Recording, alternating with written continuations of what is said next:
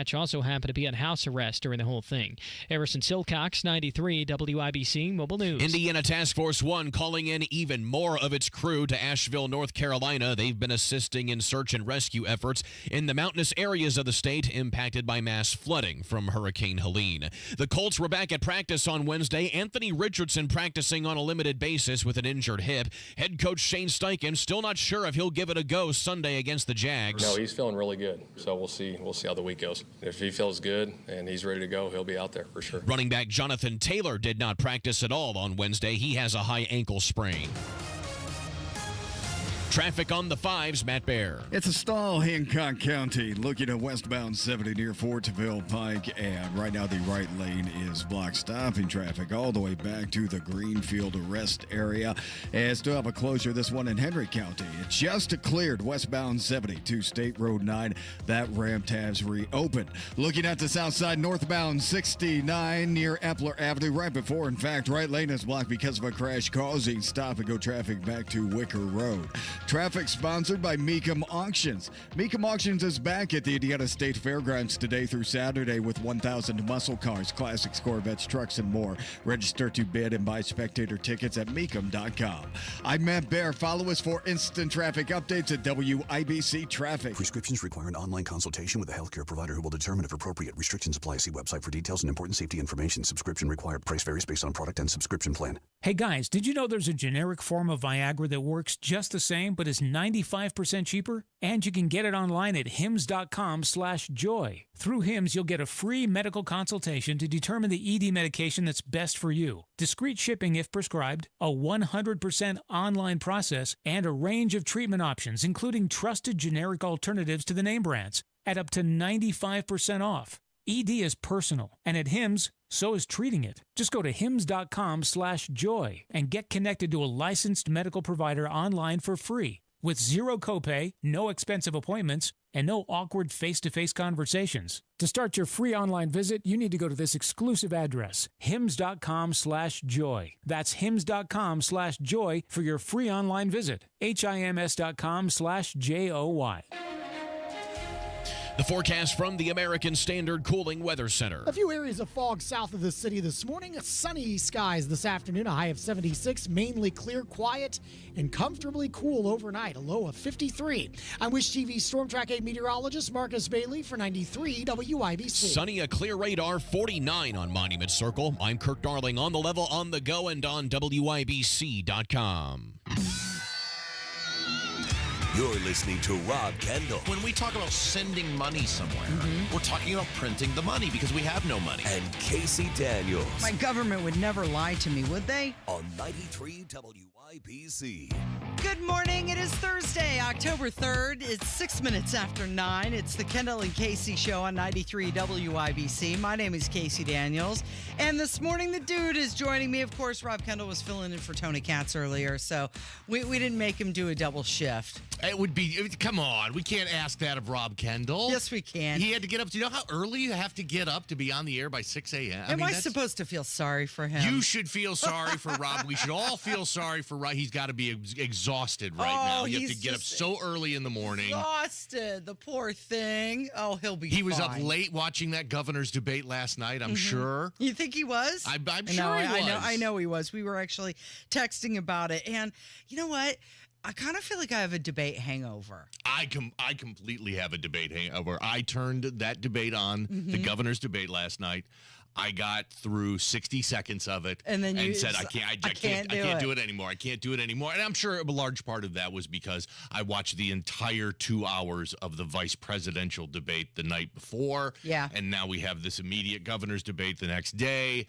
I needed a debate break. I was full. My debate gas tank was absolutely full. I couldn't take it. Yeah, it's like, when you go out to eat at a restaurant and you walk away and you're like, oh gosh, I ate too much. That's how I felt about the governor's debate last night. I was like, I can't do anymore. But you powered through. you were like, would you like some creme brulee for dessert, ma'am? Okay, yes, fine. I'll eat everything that's on my plate. But here's the interesting thing about the two debates, the vice president debate and the governor's debate that was last night, is the governor's debate more important to your actual life. Absolutely, and we get lost in this all the time. I think we get so caught up in presidential debates and what's happening in national politics. The closer to home politics is, the more it touches our everyday lives. Yeah, and so that's the one we really should have been interested in. it's more important. It affects us on a daily basis much more than a vice presidential debate does. Yeah, but speaking of that vice presidential debate, J.D. Vance, of course, most people would agree, got higher marks for his debate performance over Tim Walz. However, a new poll came out that says more Americans would rather have a beer with Tim Walz. I don't know. Why has the guy you want to have a beer with become the voting standard that's used? 40 years ago, there was the beer summit. Remember that with Obama and Joe the plumber? But for like 30, 40 years now, this has become a standard. Oh, which person would you rather have a beer with? I don't want to have a beer with either of them. I don't want a beer with any of these people. Look, I don't have a whole lot of friends by choice. And the ones that I do have a beer with, they should not be in politics. I don't want them running for president. I'm not voting for them for anything. And the people that I am voting for, I don't want to have a beer with any of those people. So I don't get why we keep using this again and again and again as some sort of, oh, well, I'd like to have a beer with Tim Walz. He should be vice president. So they said that Tim Walz was the better debater. And as far as the weirdness factor goes, they pretty much tied. Walz was at 39 and Vance was at 38%. Most annoying, J.D. Vance won that one with 43%. Wait, these were actual poll questions. Yeah, these were actual questions. Who was weirder and most annoying? Yeah. The funniest also went to Tim Walz, but who got class clown? Right. This sounds like a most likely to succeed. Right, this sounds like a senior, most likely to be president one day. Right, a senior high school yearbook. Class clown. Who got cutest couple? So they also picked who they'd rather spend time with the day with. Tim Walz won that one. Who they would let babysit their kids. Yikes. Tim Walz again with that one. You don't want to know what he's going to be teaching your kids if he babysits them. Put up a shelf for you. Again, Tim Walz. You need some home improvement done around your house? Call the guy who wants to be your vice president. Who would you rather take a road trip with? Tim Walz again. Beat out J.D. Vance. Watch your pets. Tim Walz at 47%, J.D. Vance at 36%.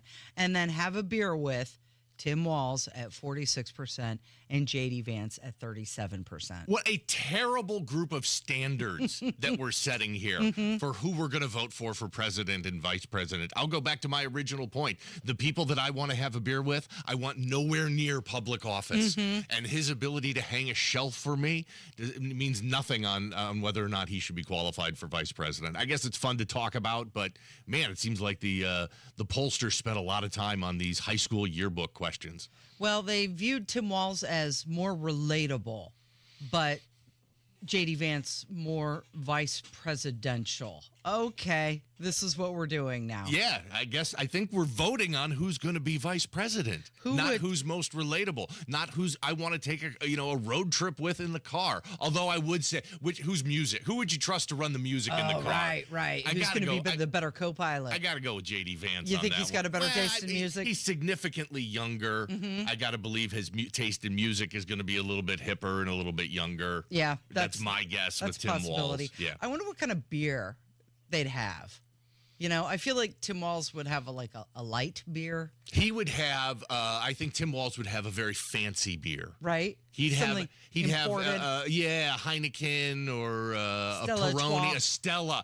Tim Walz is a Stella guy, and I think J.D. Vance is more of a. He's more of a Busch Light. You think so? He grew up, kind of a poor guy in Ohio. Yeah, that screams Busch Light to me. PBR, perhaps. Oh, old style. Yeah, I think that's more J.D. Vance's speed, and I think Tim Walz is more of a fancy beer guy. I wonder if J.D. Vance would drink a Little King's cream ale. Do you remember those? I do remember those. Yeah, those were popular when I was growing up in Ohio, and so Carling Black Label. We could spend an entire hour talking about beers gone by. Blatt's beer.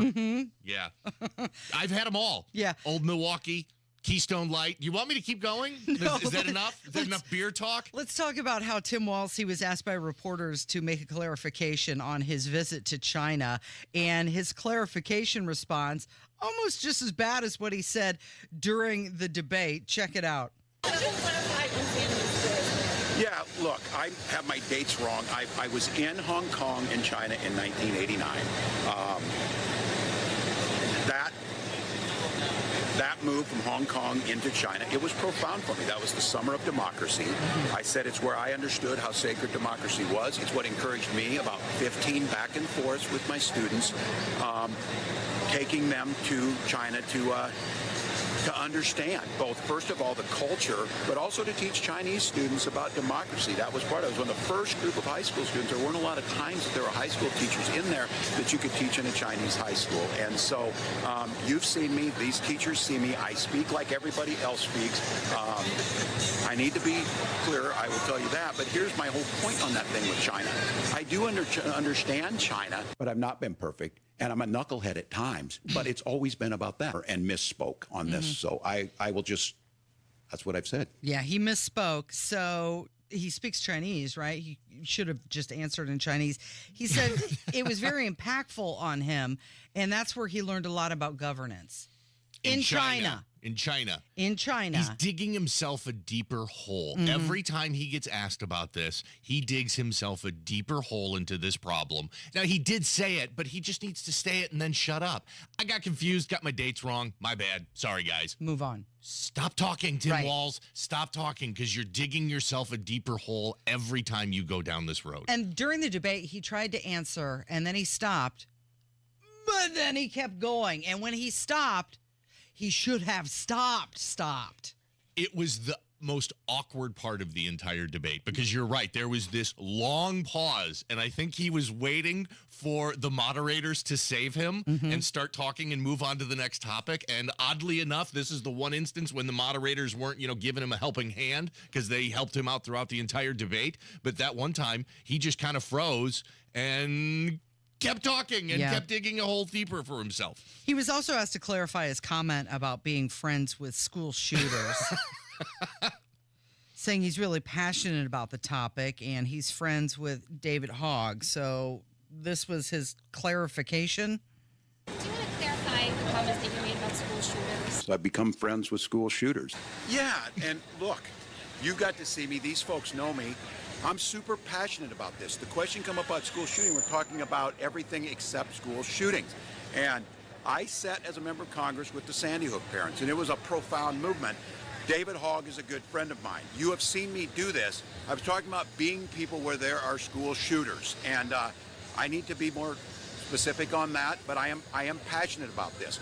This one, for my wife and I, is just, as teachers, as parents, is so personal.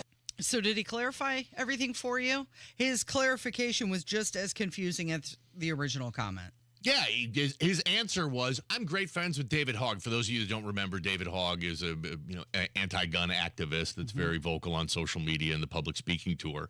And that's all he mentioned. He didn't deny it, oddly enough, so there was no clarification in this at all. So he mentioned also during the debate that his son had witnessed a shooting, and Paul Sperry is reporting that police records show that the shooting occurred outside of the rec center, and his son actually never witnessed it. Now, who is this Paul Sperry? He's a New York Post columnist. He's a reporter with Real Clear Investigations. He's also an ex-DC bureau chief. He's written a book. So, take his reporting for what it's worth. But if, in fact, his son was inside the rec center when the shooting happened, outside of the rec center, and his son never witnessed it, there's a big difference between witnessing it and being within the vicinity. As far as guns going off, I'm in the vicinity constantly. So are you. I mean, we play gunshot or firework all the time. What's that sound outside? Is it a gunshot, or do you think it's fireworks? But we're not saying that we're witnessing it. No, we're hearing it. If police were to come over and say, what did they look like? How tall were they? I wouldn't know. All I did was hear it. I was near it. It's like I've driven over I've flown over the Grand Canyon.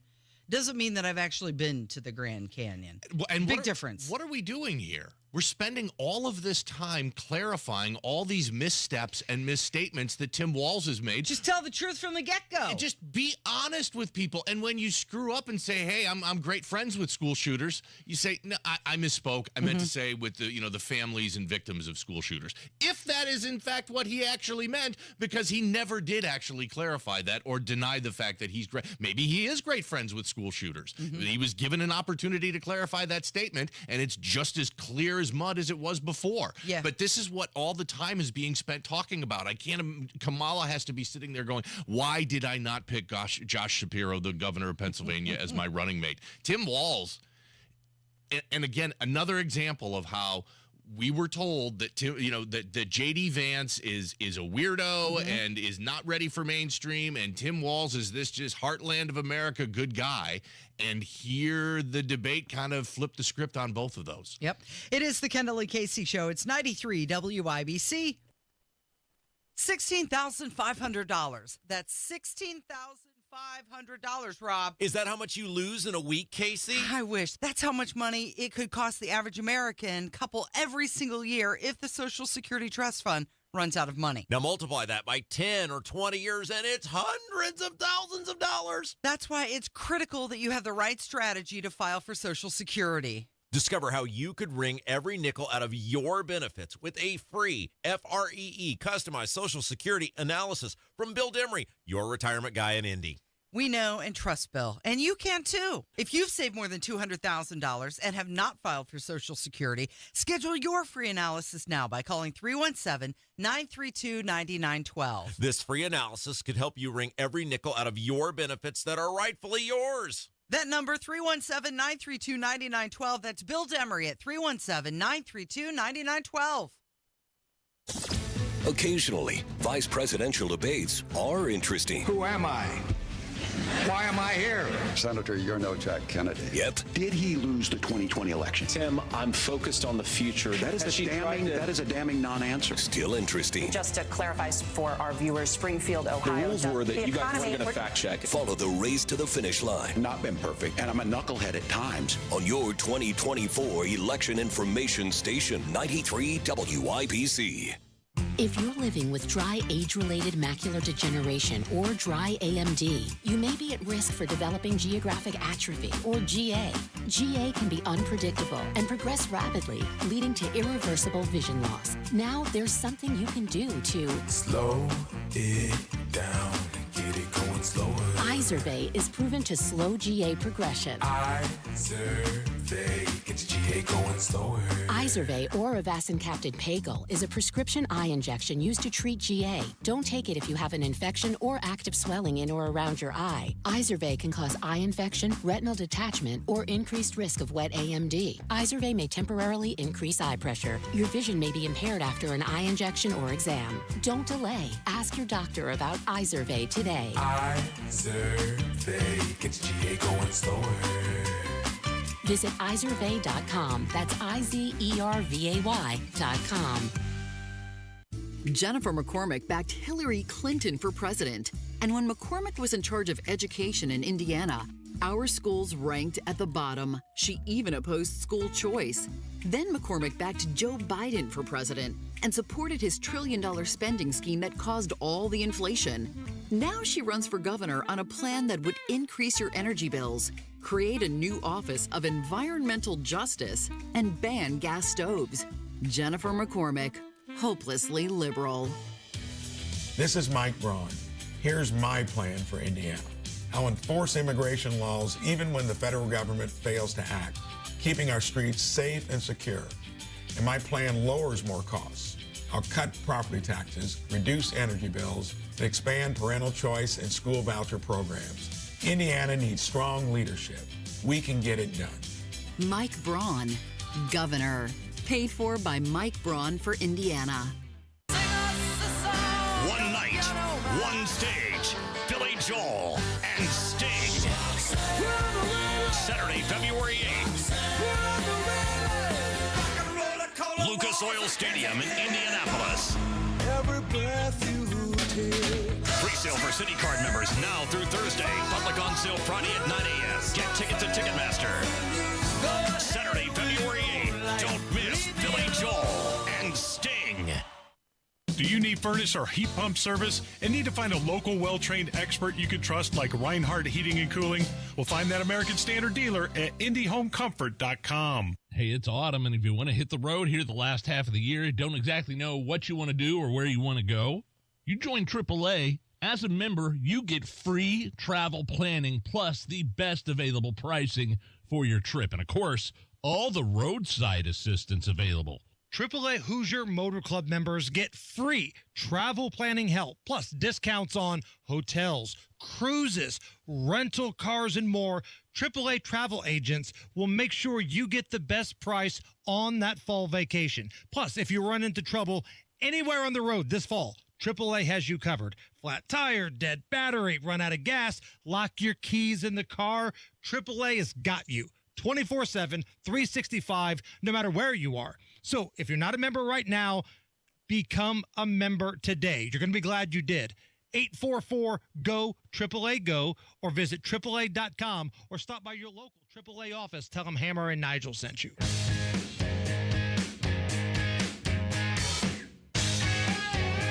Good morning. You're listening to the Kendall and Casey Show on 93 WIBC. Rob Kendall filled in for Tony Katz early this morning. So joining me in the studio right now is the dude, Jim Roberts. You know, you've been filling in so much lately. We should just rename it Daniels and the Dude.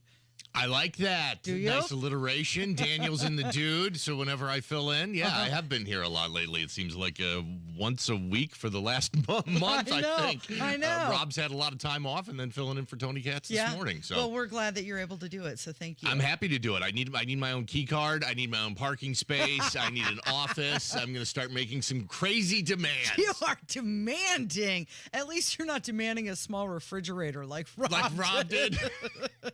And now there's two of them back there. I know. I saw it in the office when I was here earlier. The funny thing about that is I don't think either one of them are stocked with pop right now. Right. It was a big deal. It was an emergency.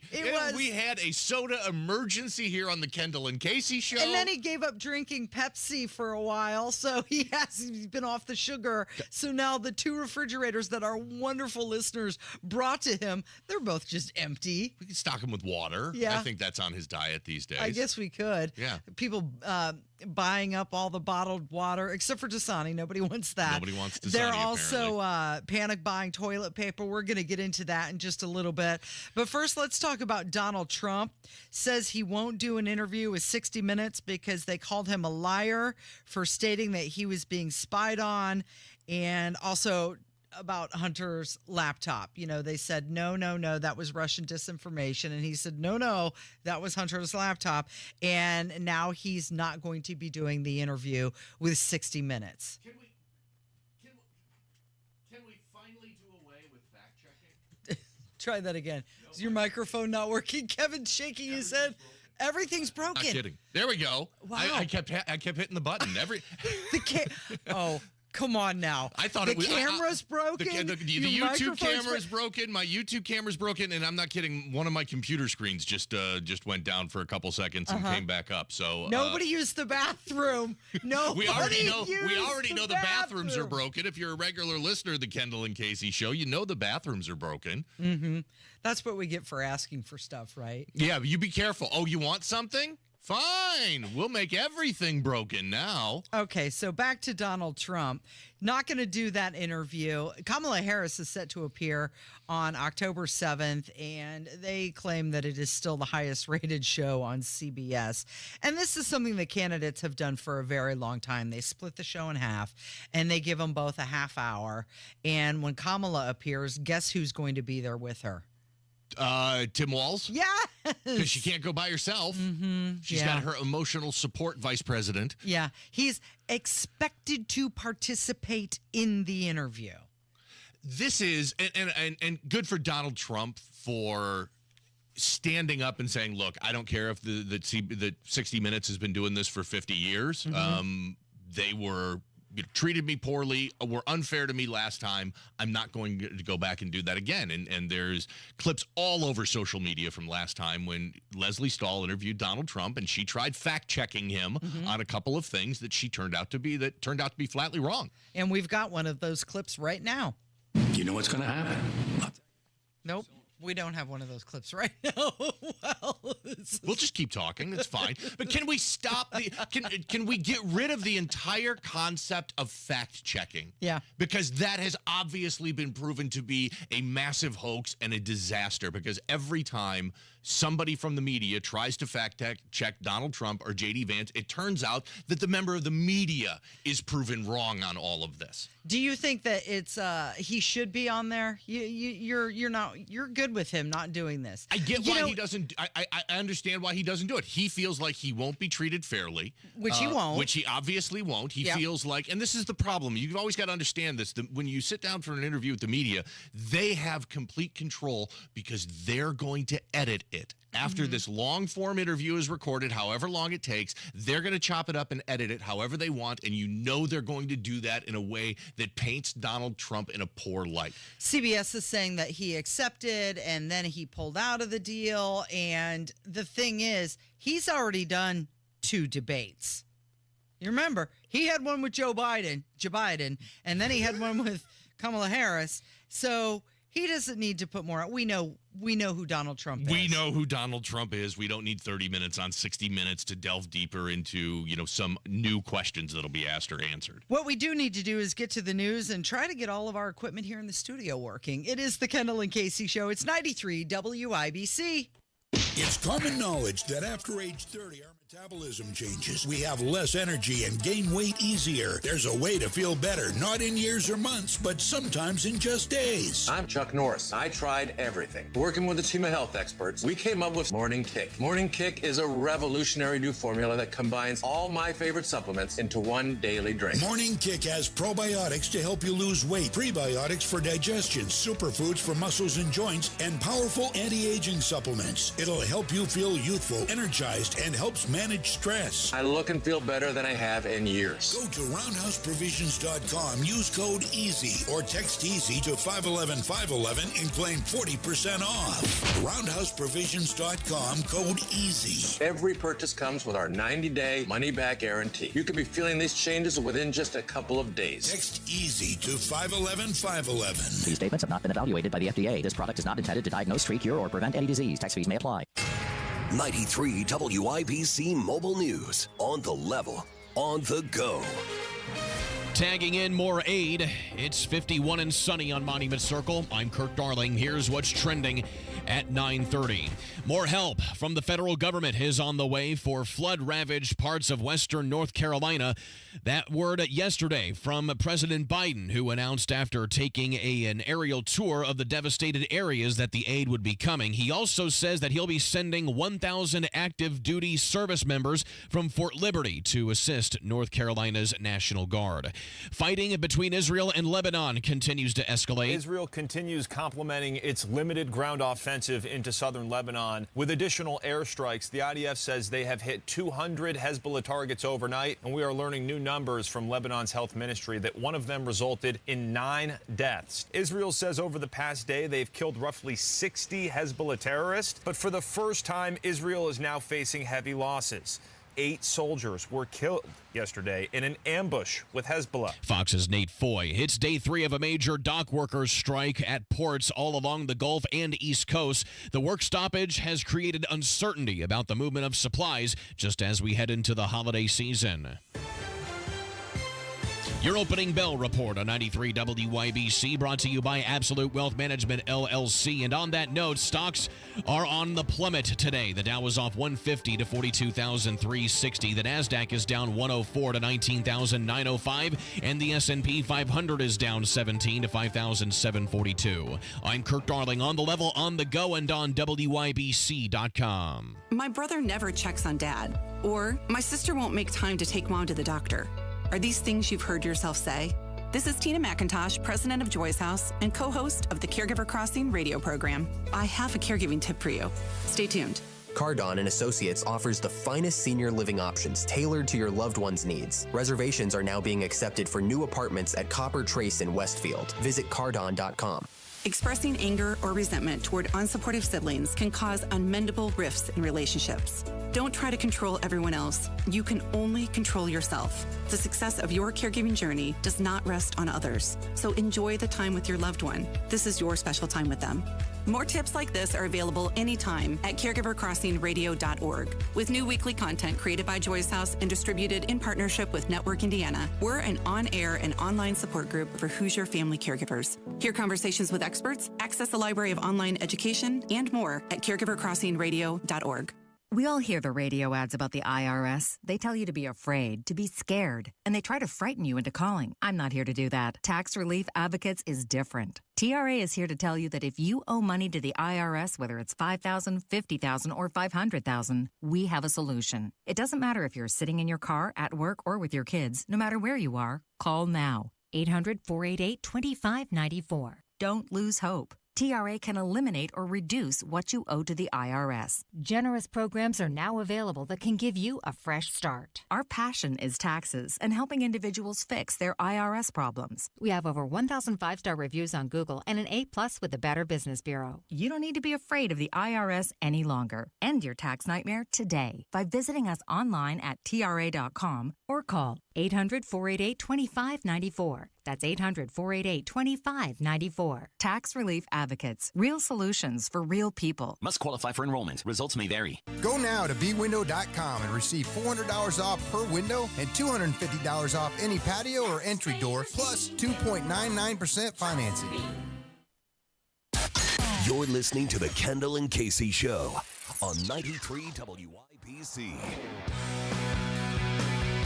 Saw some reports from the East Coast where people were buying up bottled water. Of course, the shelves were empty, with the exception of Dasani, because nobody likes Dasani.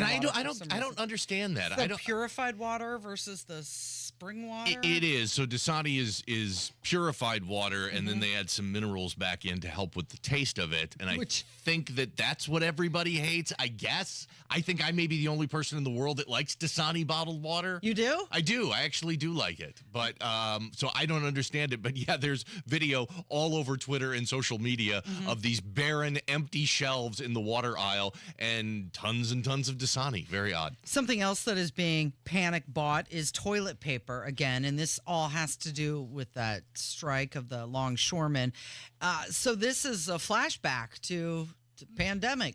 COVID, right? Yeah, that was the first thing that everybody stocked up on. Which is the most ridiculous thing, because guess what? That toilet paper, it's made here in America. Right. So we're not real importing shortage of this. I don't understand the panic buying of toilet paper, but here we are again. And I think anytime, it sounds like we've set the standard now that anytime that we think there are going to be supply chain disruptions, like we're hoping it won't be, but with the longshoremen strike, toilet paper is the first thing people go for. Not beans and rice and protein or peanut butter, canned soup, peanut butter.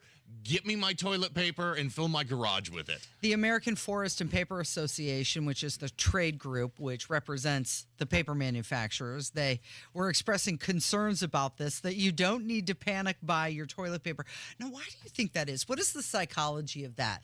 That when everything is turned into crap, we're just so afraid that we're not going to be able to clean ourselves? We'll be flooded with crap everywhere. Right? Yeah. We're not going to be able to hold our mud, so we need toilet paper. I don't get it, because if society breaks down, I guess I've got backup plans if I run out of toilet paper. I mean, if worse comes to worse, I can just get right into the shower afterwards. Yeah. I have several actually backup plans in the event of a true toilet paper shortage. Have you made a toilet paper hierarchy? A hierarchy of my backup plans? There's the bidet. You could always do that. Those became very popular. Sold like crazy. You couldn't, it was difficult to even buy a bidet on Amazon during the pandemic because people were losing their minds over toilet paper and everybody's bathroom problems became, the number one concern everywhere. But yeah, I remember when bidets were all the rage.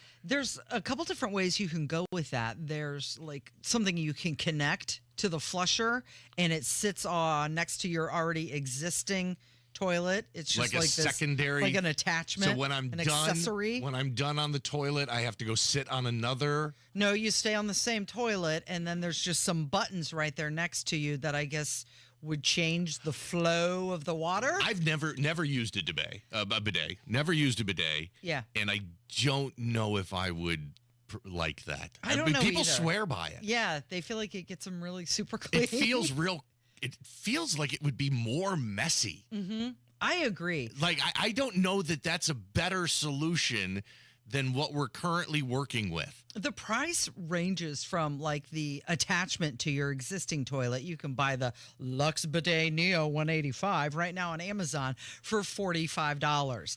But then there's the Swiss Madison Bidet, which is $853. Swiss Madison. Well, this is a separate stool completely. I don't know. So it is a second toilet. Like a second toilet. Essentially. And then there's one from Kohler, which is a standalone bidet, which is nearly $2,000. So clearly, with this price range, there's one for $5,000. What does it do? Your taxes? I hope so. For $5,000, I'm going to need to save as much money as I can. I'm not the target demographic for a bidet. Never you used can't even one. Say it. I can't. It's French. I don't care for it. But I'm thinking I'm not spending $5,000 on one. But I don't think that's something where you want to buy the cheapest. I don't know that you want to go with the $50 bidet. All of a sudden, you have water all over your bathroom. What happens when water? What happens when one of those things malfunctions? If it's only water all over my bathroom, then I think we're maybe a little bit better shape. But yeah, I think you want to at least go up from the lowest price one. Go a couple of tiers up if you're in the bidet market. You know, before disposable diapers, there were cloth diapers. Yeah, that was the thing. And what you did was you just rinsed them out in the sink, and then you washed them, and then reused them. And there are still cloth diapers. There are some people that still swear on cloth diapers to this day. So we have solutions if, for some reason, we all run out of toilet paper. We have, it seems, as a society, we will dive into anything and analyze it from a psychological standpoint. Who would you rather have a beer with? Who would you rather go on a long car ride with? I would be fascinated to know the psychological profile as a society as to why, whenever there are supply chain issues, we immediately go out and buy all the toilet paper we can find. The one thing that you are going to see shortages of, if this continues to last, is bananas, for one. We've heard of that because those are all imported. Cherries was another one I saw, which is interesting because I would assume that Michigan would just go into overdrive production, although I didn't know. They've got a yield. They can only have so much that is grown. I didn't know we were importing a lot of cherries. I thought most of them came from Michigan. You mentioned canned soup. Sometimes that is imported. There's also sugar that gets imported. And do we make anything anymore? Do we make or produce anything, or is all of it imported? Well, here's the one that surprised me is that the beef that is supplied to restaurants and retailers, they rely on hamburgers that are imported, a lot from Australia and also New Zealand. And I would have thought, again, that majority of that would come from within the country. The word cowboy was invented here, right? Right. The west side of the country is full of cattle ranchers, but apparently, because of the price of grain, a lot of the cattle ranchers were selling off their stock, and now we have the lowest amount of cattle in the country now than we've ever had. So a lot of restaurants are importing their beef. I thought we learned our lesson during COVID and all of the supply chain issues that happened because we were importing too many important things from overseas and, starting to produce those things ourselves. But apparently we're not there yet. No. And it sounds like a long way from it. Well, this ILA president, he seems really nice. The president of the International Longshoremen's Association. Is he straight out of central casting for like a typical union leader in a movie? I mean, he's a character. You think so? He's not real. No, he's a real guy. And I just want you to listen to him and just imagine if Kamala Harris was the president and she has to negotiate with this union boss, how that would go. You know what's going to happen. I'll tell you. Guys who sell cars can't sell cars because the cars ain't coming in off the ships. They get laid off. Third week, malls start closing down. They can't get the goods from China. They can't sell clothes. They can't do this. Everything in the United States comes on a ship. Who's going to win here in the long run? You're better off sitting down and let's get a contract and let's move on with this world. And today's world, I'll quit. He goes on to say that he will cripple the U.S. economy if the ports don't ban automation and also raise the dock workers' wages sharply. That audio just proved my point. Yeah. He is a character straight out of a movie. Be a shame if you had an accident. I'd be careful out there if I were you. So I'd hate for something to happen to you. That's the guy who's in charge of, all of these unions, all of these dock workers, and he's saying that he will cripple the economy. By the way, he lives in a 7,000 square foot mansion, Tudor-style home, and he's got a lot of space, a spacious backyard patio. He's got a pool, an outdoor bar, big brick pizza oven when he's out there hanging by his pool. He does sound like somebody who would be on The Sopranos. He does. He sounds exactly like that. I heard he drives a Bentley, and if you see in those videos, he is rocking a big fat gold chain that he wears on the outside of his shirt. But the thing is, they're saying they don't want automation. And, the automation, they're still going to need people to run the automation. Look, if you're if you're trying to demand a lack of efficiency and a lack of automation in your industry to protect jobs, that's a problem long term, because automation comes for every single industry. It came for the automotive industry 100 years ago. After the assembly line, we installed robots. Automation and efficiencies come to every businesses, and it just seems like a fool's errand to try and fight that. And they were offered a 50% pay increase, and they said no to that. They wanted something more like 77% increase over the next 6 years. So when you start paying more for your beef or your bananas, you can't find any, well, just remember that guy.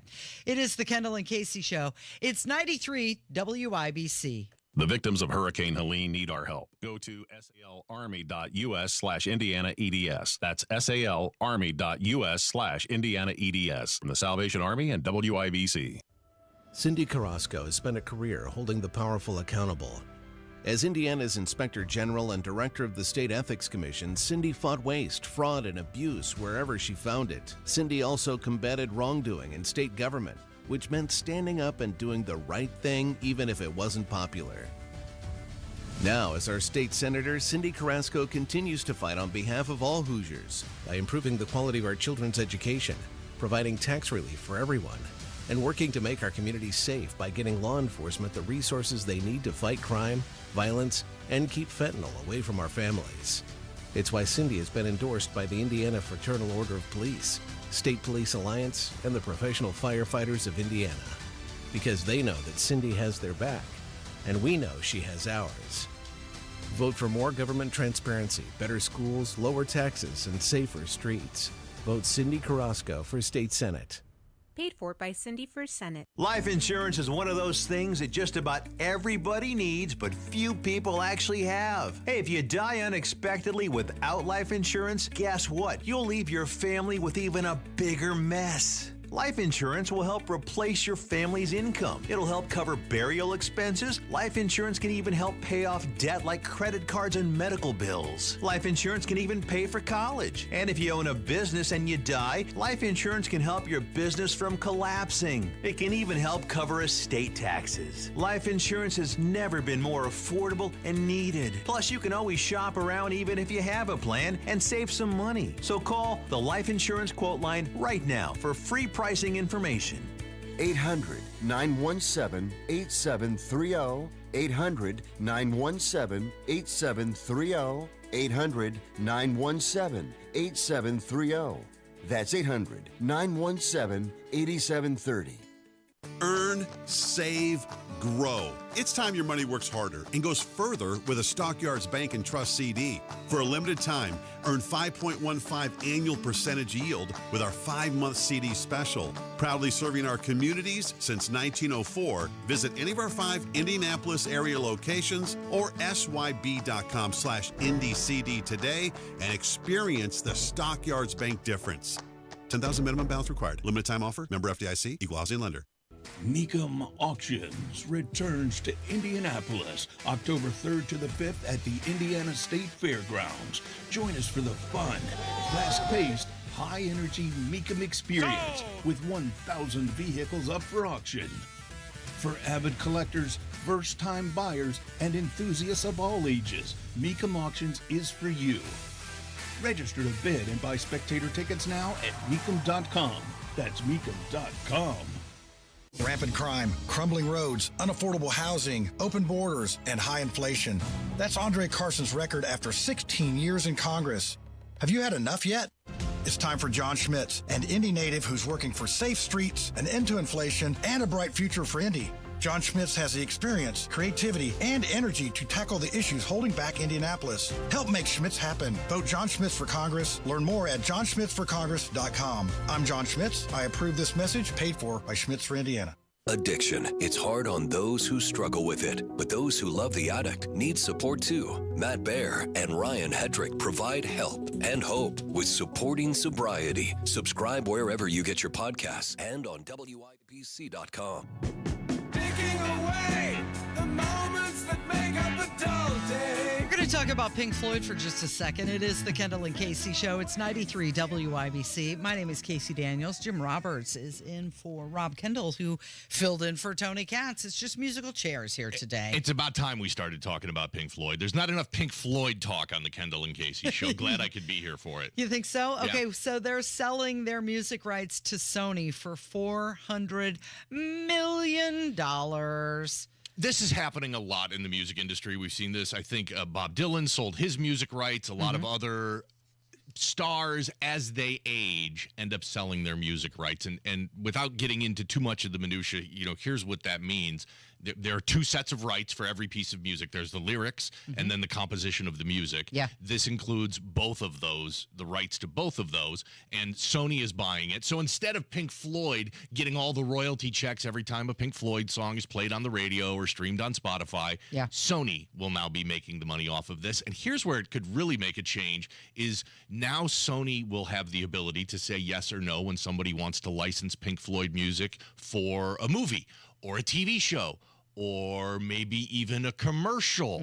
So could you imagine a bank or a financial institution, licensing the song Money from Pink Floyd and using it as a commercial? Usually the artists like to protect their artistic integrity and don't allow that to happen. But now that a big, multinational corporation like Sony is in charge of it, you may see something like that happen a bit more often. It's interesting because their catalog had been in play for quite a few years. Their asking price was $500 million, and they got close to a deal in 22. But then there was a lot of infighting with the members of the band over some things that Roger Waters had said. And he was talking out against Israel and also Ukraine in favor of Russia. And so that made their deals with, these buyers fall apart because the band couldn't get it together. I know, big shocker there. But another thing that the rights includes is all of the artwork from the album. Oh, you're kidding. I didn't see that part. So now every time somebody buys a Dark Side of the Moon t-shirt, Sony is going to get a cut of that. Yeah, or a poster or anything else to do. I mean, they've got, some famous artwork from their album. Amazing artwork. Especially Dark Side of the Moon. Yeah. And so I was thinking about all their songs this morning, and let's just hear if I can get it here on my phone. Yeah, let's just play a couple of their hits.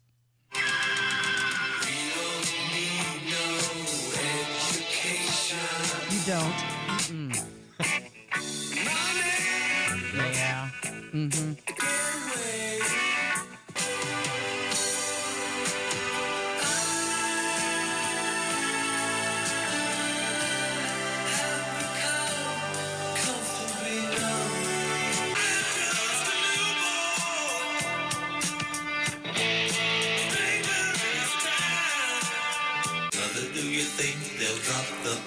So Pink Floyd is one of those bands where the song title doesn't match some of the lyrics. Like, the song. Frequently. But you have no idea what the title of the song is. Like, if I were to play Have a Cigar right now, you would recognize the song, but you might not remember the title of it. Or Young because Lust, I think they Welcome to the Machine. All of these songs of theirs. Right, for Have a Cigar, I think they may say the word cigar once in the song, and you're right. Typically, a song the title of the song is in the hook of the song that gets repeated and repeated and repeated frequently. But Pink Floyd, they're artists. They do things differently. Wasn't Pink Floyd the band that if you started the album the same time you started the Wizard of Oz movie? That they timed up. You like drop the needle. Start the movie. That came out right when the internet started getting big, and so that was like an original. I don't know if it was a meme, but it was certainly an internet trend in the late '90s. And yes, if you started Dark Side of the Moon at the same time that you started the Wizard of Oz, and you had to press play on the song right as the tiger from the MGM opening logo at the beginning of the movie starts, it matches up, and it's supposed to be some incredible Was it Dark Side of the Moon? It was Dark Side of the Moon, and it was Wizard of Oz, yes. So you would need a VCR and an album? I guess so, right? I'd have to find that? some old technology, maybe. This is how we entertained ourselves. Some big conspiracy theory that it matched up. Did you ever do it? How did they know? I never did it. No, I never did actually that had a either. life and did things and went outside and enjoyed my life instead of coming up with weird internet things to do. You like chose to do that. Okay.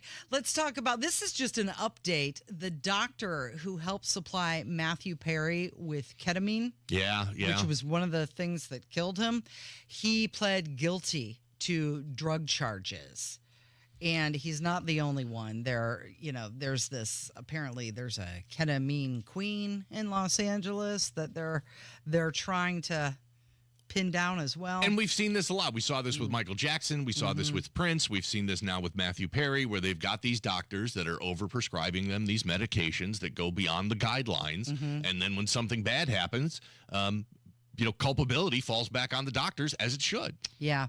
So they're trying to, the guys, they're helping with the case to get a leaner sentence. I tell you what, last night I went down the Sean Combs rabbit hole last night. Oh, boy. Wow. You want to talk about some big names and things that are going to be coming out about that. And I even said on the air, start naming names. They are starting to name names. And Hollywood is donezo. Done. Lot of people in Los Angeles sweating right now. Yeah. It is the Kendall and Casey Show. It's 93 WIBC.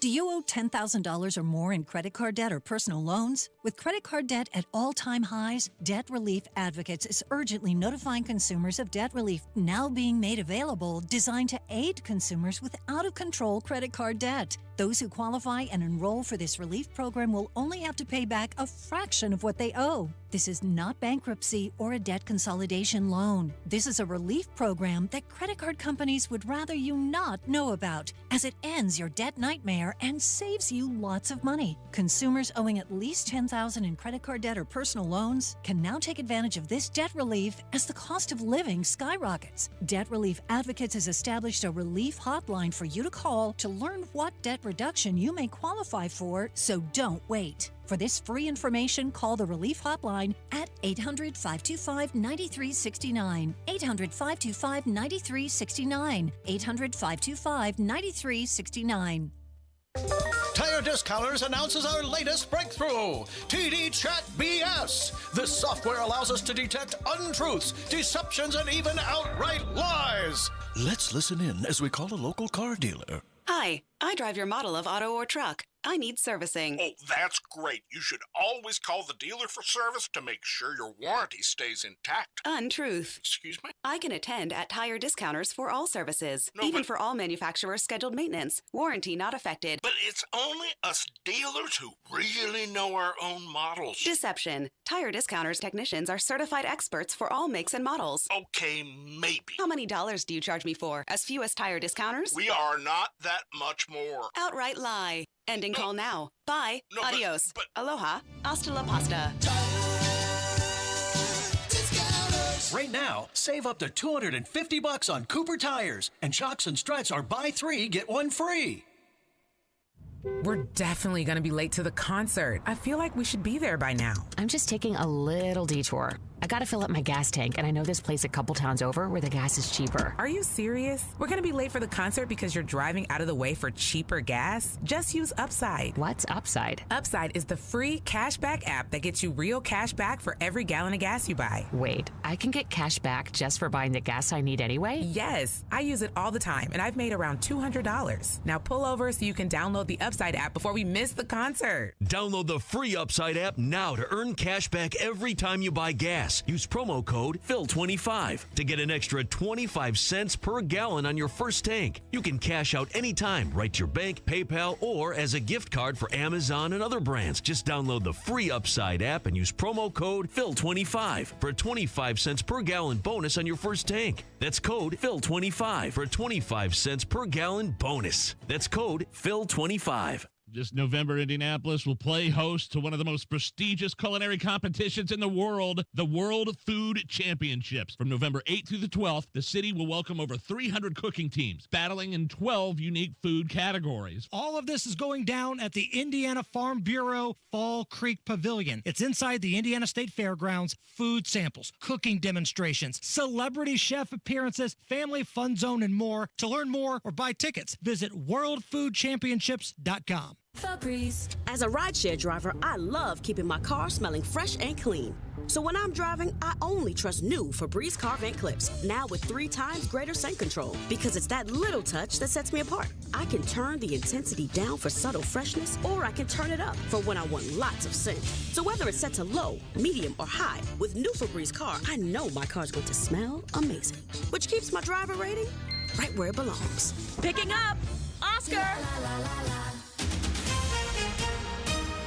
Coming up in 2 minutes, what 2 candidates for governor had to say about property taxes in a debate, plus why 2 parents in Henry County are facing hefty prison sentences, and unemployment in this Indiana city is rising pretty quickly. I'm Kurt Darling. That and more coming up from the Technology Recyclers Studios after Fox News. You're listening to 93 WYBC, WYBC HD1 Indianapolis. It's 10 o'clock. How will Israel retaliate? I'm Dave Anthony, Fox News. That is still unknown 2 days after Iran's missile attack. A reporter just asked President Biden what the U.S. will allow. First of all, we don't allow Israel. We advise Israel, and there's nothing going to happen today. We'll talk about that later. Israel keeps bombarding Lebanon, meanwhile, with airstrikes, including the capital Beirut, where officials report several civilian first responders were killed. Fox's Nate Foy reports from Tel Aviv. The IDF is confirming that an Israeli airstrike hit Hezbollah's intelligence headquarters in Beirut. So we'll see what comes of that. But Israel continues facing threats from several Iranian proxies, including the Houthi rebels in Yemen, who launched a drone attack at central Israel overnight. Those drones were shot down. Music to the ears of Ukraine's president.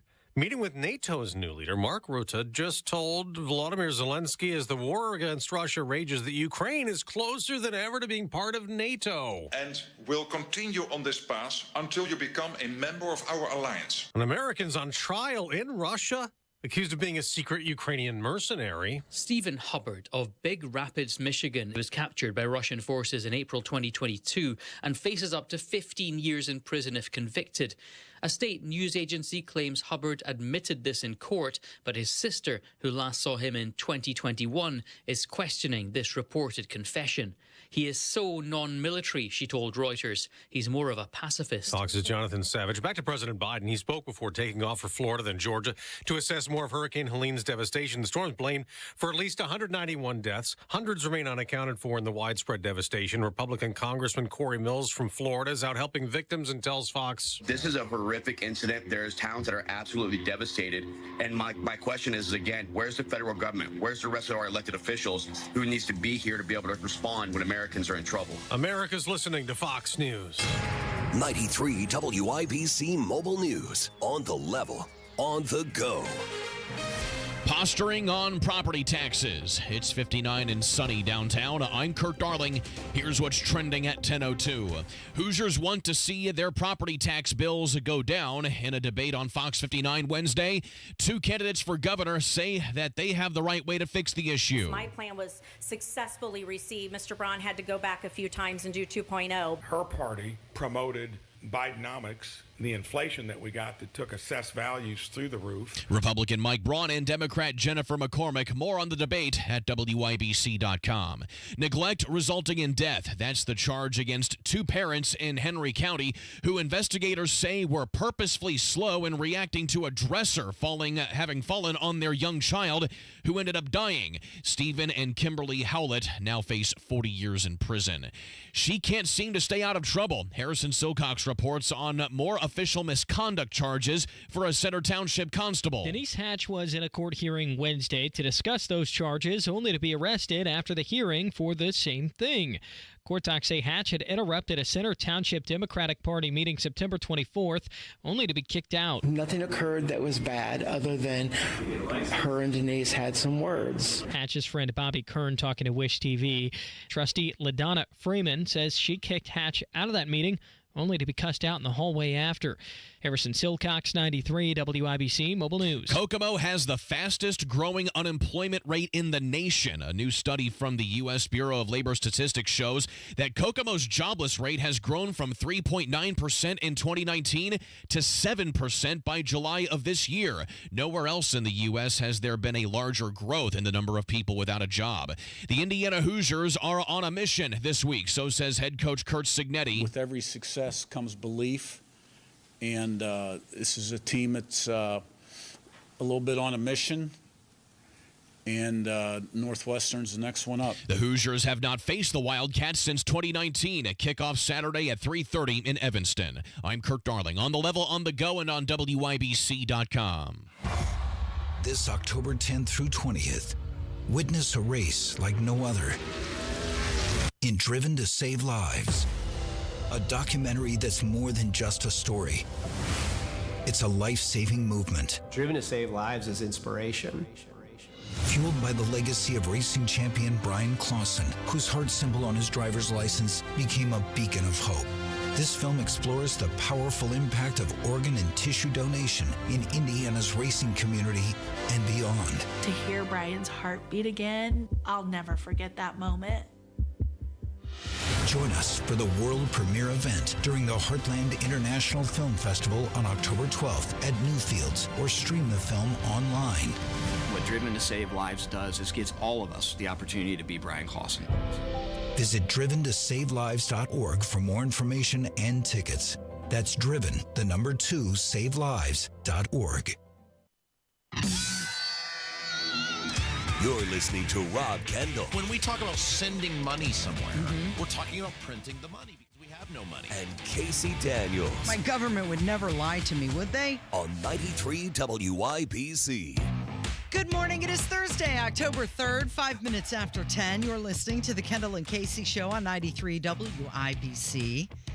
My name is Casey Daniels. Where is Rob Kendall? Well, unless you were up very early this morning, Rob was filling in for Tony Katz, and therefore we have Jim Roberts in the studio with me today. Everything okay over there? Good morning. Everything's great. I don't know why you guys always complain about equipment breaking in this place and the bathrooms not working. Everything's fabulous. Well, for one, is your camera working on the YouTube feed? No. Okay, so if you want to watch me on YouTube, you can. If you type in Kendall and Casey into the YouTube search bar, your microphone has been going off and on intermittently. This very instant, it's working right now. Somebody said that they think that Rob is trying to do that on purpose. Yeah, somebody in the YouTube chat said Rob is sabotaging the show because he was filling in for Tony Katz this morning and isn't here today. What they don't know is that I had that placed there yesterday when he was debating for Donald Rainwater.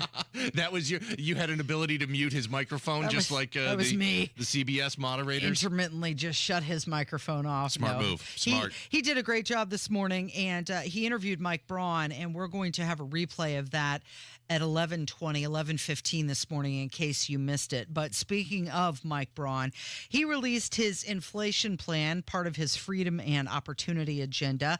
He said that traveling Indiana, I've heard from so many Hoosiers who are barely keeping their head above water because of Biden inflation, high property taxes, and wages that aren't keeping up. My top priority as governor will be to make things better for Hoosier families. It's really nice that he mentioned high property taxes in his list. Wonder where he got that from. Yeah, but inflation as a whole, he wants to address it. He's got 5 points in his plan. historic tax relief, good paying jobs, affordable and reliable energy, streamlined regulations and government services, and also a leaner, efficient state government. Yes, leaner. Tighten your belt, State House, because that's what we need from you. All government, local government, state government, federal government could do with a little bit of belt tightening. Yeah. Just like we have as consumers. And I'm glad that Braun is, putting something forward to address inflation. I don't know how much he can control being the governor of Indiana as it relates to local prices, but we've all seen it. I'm the one that does the grocery shopping. I'm at the grocery store every single week and see those price increases for everything. We talked about this last time I filled in. The price of eggs has gone back up again. And this is what I think this is where the disconnect comes from the politicians and the people as it relates to inflation. When a politician says, oh, inflation's down, what they're talking about is the rate of inflation is down. And all that means is that prices aren't going up nearly as fast as they were. But the prices are still up. And that's the misnomer. I think that if you're thinking that, eventually prices will come back down and my electric bill will get cheaper and housing will get cheaper and eggs will get cheaper and car insurance will get cheaper, it's never coming back down. It's never coming back down. It's just not, the prices just aren't going to rise as fast as they did the last several years. And what's been challenging on this and what's different this time than the last time we had a huge spike of inflation in the early 80s is that wages aren't keeping up. Right. Everybody is seeing negative wage growth. When you compare the inflation and you compare wages, inflation is going up much higher than the rate of wages, which means we don't have as much money to buy things, and that's not going to change. So the two candidates, not all three of them, but two of them had a debate last night. Right. You couldn't do it. You couldn't watch The it, debate? could you? Yeah, the governor's debate. I turned on the debate, put it on the television, got 60 seconds into it and said, I can't do this anymore. I can't do this. I've had enough. That's how long I lasted. 60 seconds. I'm out. I can't take it anymore. I think it was more had to do with debate fatigue. I watched all 2 hours of the vice presidential debate the night before. I put in my time and effort and my mental energy, and when it came last night to do it again, I just gave up. So the two candidates, they stayed mostly on track. They answered questions about education, marijuana legalization, property tax plans, also immigration.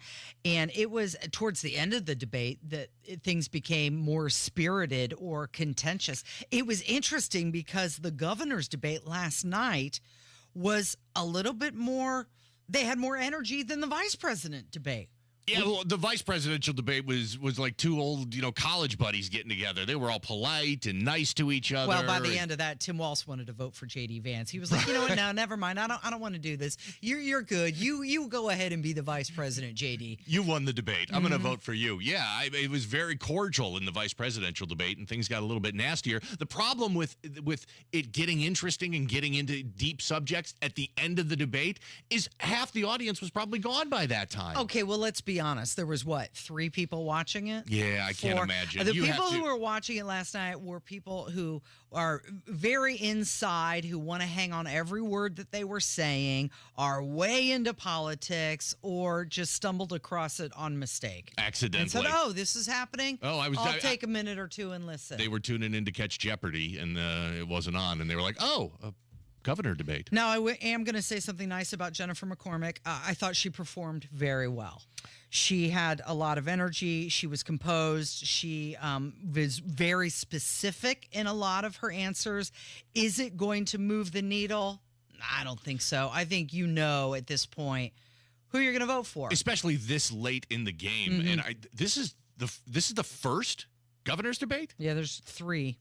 And Donald Rainwater will be the next one. And we're, 37 days or 36 days or however many days away it is for the election? 33 or 34 days. So we are almost, early voting has already been open. So there are people that have already voted for this. Right. And I think that when everybody talks about the undecideds, there's this lot of discussion and debate going on about undecideds. How could you be undecided at this point? I think when somebody says they're undecided, what I think that most of them really mean is, I don't know whether I'm going to vote or not. Well, I'm undecided whether I'm going to vote. And Yes. it's really not that they're undecided about the candidates. They just don't know if they're they're going to get off their butt and go into the voting booth and pull the lever. It's interesting you say that because there was a new poll that did come out, and it said in regards to undecided voters, they're actually deciding whether they'll vote or not. And that not even show up. And I haven't decided. That makes total sense because we're inundated with this constantly. Everybody has, 99% of us have probably already made our decision. It's that small pool of people that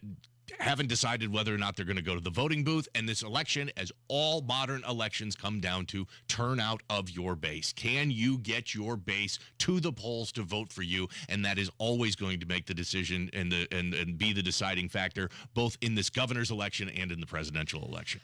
Okay, so every poll has Braun up. He's raised 6 times as much money as McCormick. He released that recent ad with the missing disclaimer, and then they put the disclaimer on, and then they changed the photo completely, and that came up in the debate last night. Let's take a listen. Well, that was amplifying a point, and the only misstep there was that you didn't disclaim it. And that's a recent law that just passed in Indiana. When I saw that, I immediately corrected it. No campaign is going to be perfect, but you do need to get at the underlying substance. And that ad was to point out that my opponent is embracing some of the liberal policies. I don't know that Hoosiers are quite ready for that.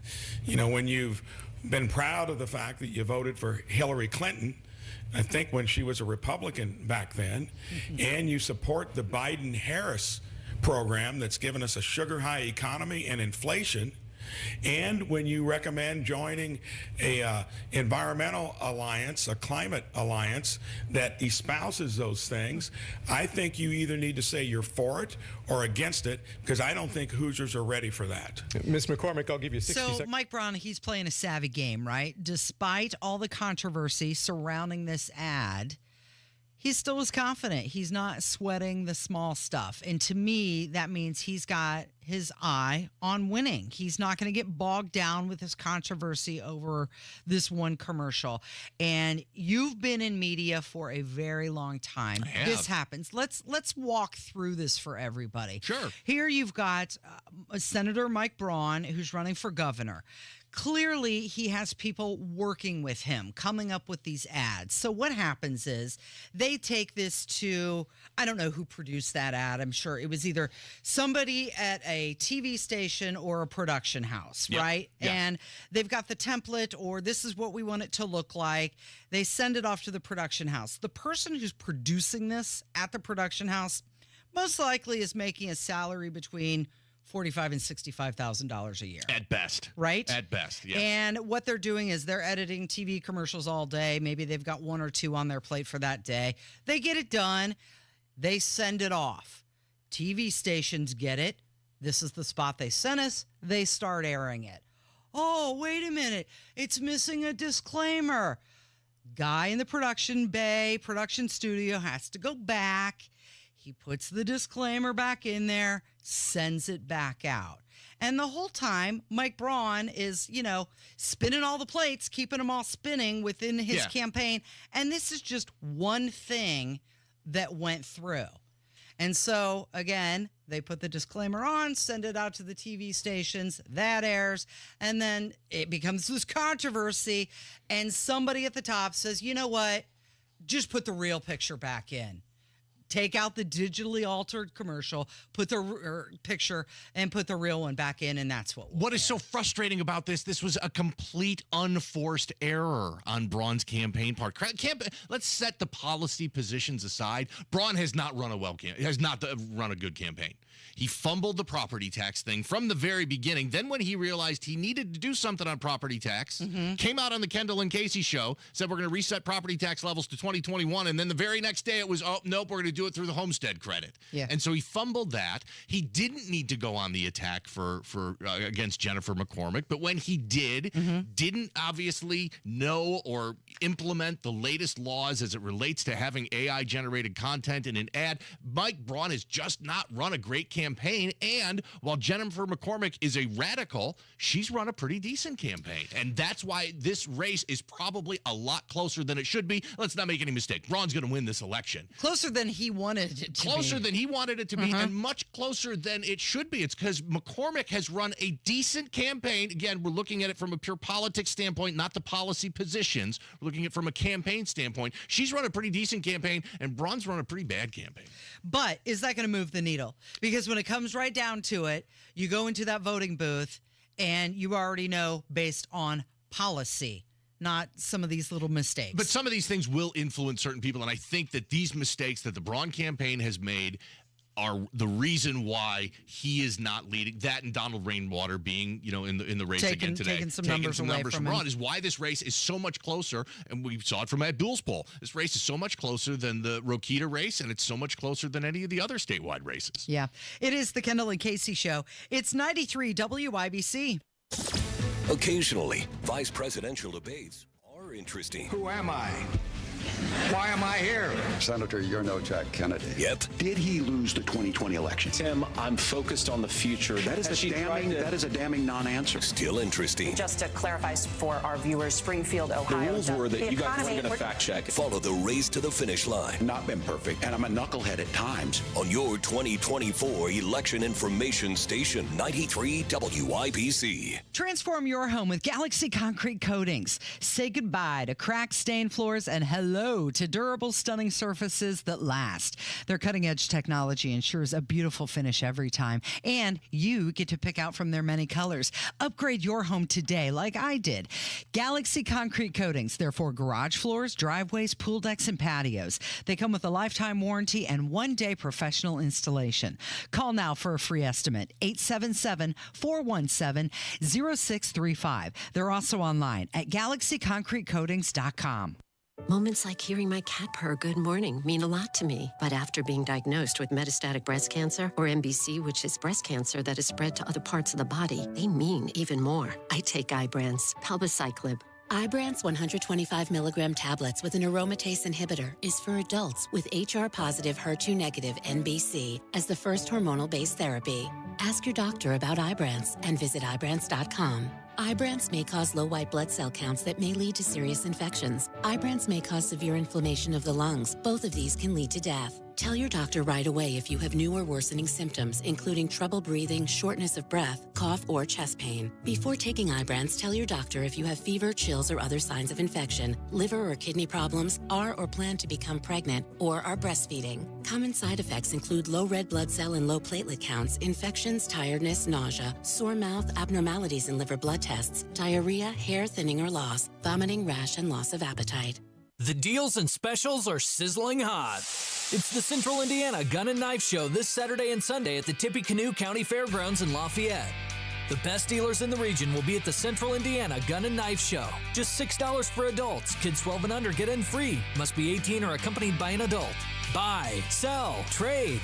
This Saturday, 9 a.m. to 5 p.m. and Sunday, 9 a.m. to 3 p.m. at the Tippecanoe County Fairgrounds in Lafayette. For more info, visit CentralIndianaGunShows.com. Can you hear me?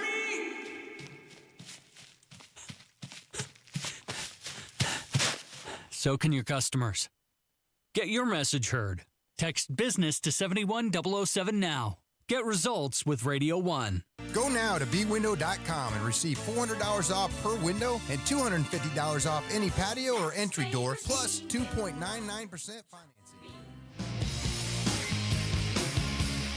You would say it's the most wonderful time of year, wouldn't you? What do I say?